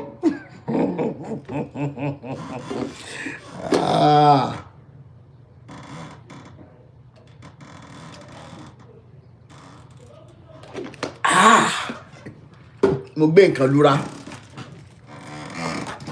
A kú ọdún, a kú yèdún o. Ẹ ṣé gan. Ṣé Burna Girl fẹ́ sọ nǹkan kan ni? Ó ní mo tún rí request yín. Ṣé fẹ́ sọ nǹkan kan ni? Ṣé máa sẹ́ni ẹ̀rùn ó gbé nǹkan mu ẹnu wúyẹ́wúrú? Kí nìyẹn fi kàn yín ní Sayọ̀bámi? Kí ló fi kàn yín? Friday la tún máa pàdé. I appreciate every one of you. Egbe. Rotimi Daniels Foundation for Peace. Mo Samuel Ayọ̀ Eke, mo dúpẹ́ lọ́wọ́ yín o. Ayọ̀bámi, thanks to you for this wonderful piece that you put together for us. Ẹ bá ń dúpẹ́ lọ́wọ́ wọn. Sister Teju, Ibashe Yohun, Stone 1234. Sister Susanna, I appreciate every one of you for being here. Brother Oladayo Awoyemi, ẹ ṣé. Elisam, thank you.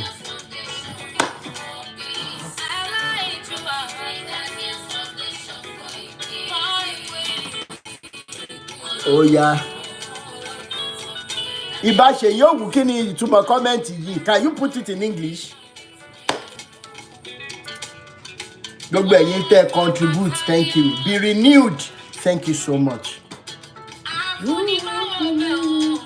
Only Roti, Stone 1234, Agbeto Yiku, thank you so much. Brother Ladipupo, Adebayo, Matthew, Ima OG, Ayo Kemi, just like that, Ayobami. Thank you so much. Osazuna Anna, Bukan Vogue, thank you so much. Olami Extra, Justy Baby, Muchi, Olalekan, Mo Samuel, Black, Big Mommy, Zico, Jojo, It's Turayo, Anyike Omojon. Omzi, thank you so much. God is good. Tony, Oluwa Tosin, 190. Tyring, Shola Olayinka, Linkshawn, Olami Orisomibali, Teju, Brown Sugar Baby, Omakin 112. Thank you so much. Olusegun.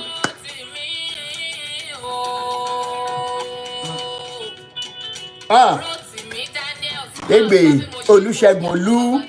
Thank you so much. Taiwo Iyalode, Omojadesola, Done Funmilayo, thank you, brother. Opeyemi Akinwumi, thank you so much, sir. I appreciate you always.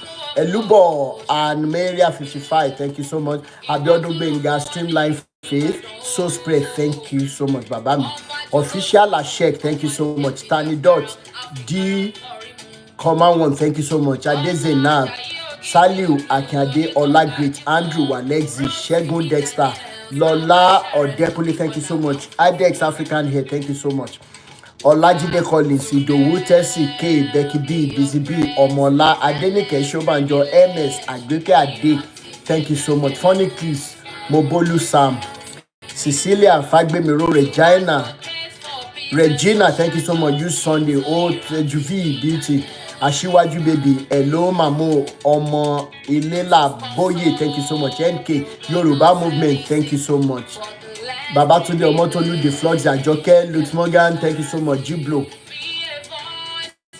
Oshayetu, Queen Annie Beans, New Flower 247, Eniobanki, Eniobankemi, thank you so much. Dudu Osu, African Airlines, thank you. Unknown, Shoban, Yemi, Ola, Elin, Obafemi, Abaki 61, Babajide Ogunrin, Ige Adubi, Abiodun, His Grace, Jaigbe, Slim Teen, Bengulo 007, Smart Dead T, Opomulere Moja, Lekan,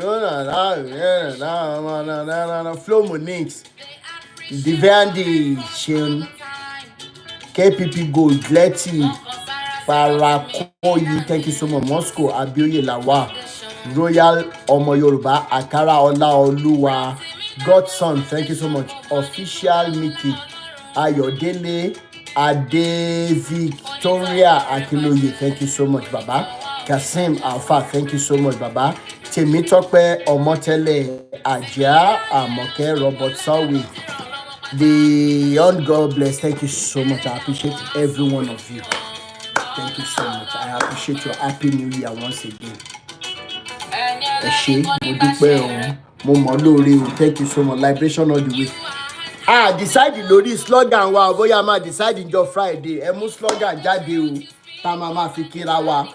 Fàájà 2005 year of Fàájà, liberation all the way. Anything by Friday a máa sort ẹ. Egbe. We love you to me. We want you to know that you are exceptional. Wonderfully made. You are not the only one. Brought to me that yes. Now my Sharon brought to me. Oh, brought to me that yes. My baby Moshe. Egbe. Ẹ ṣé o.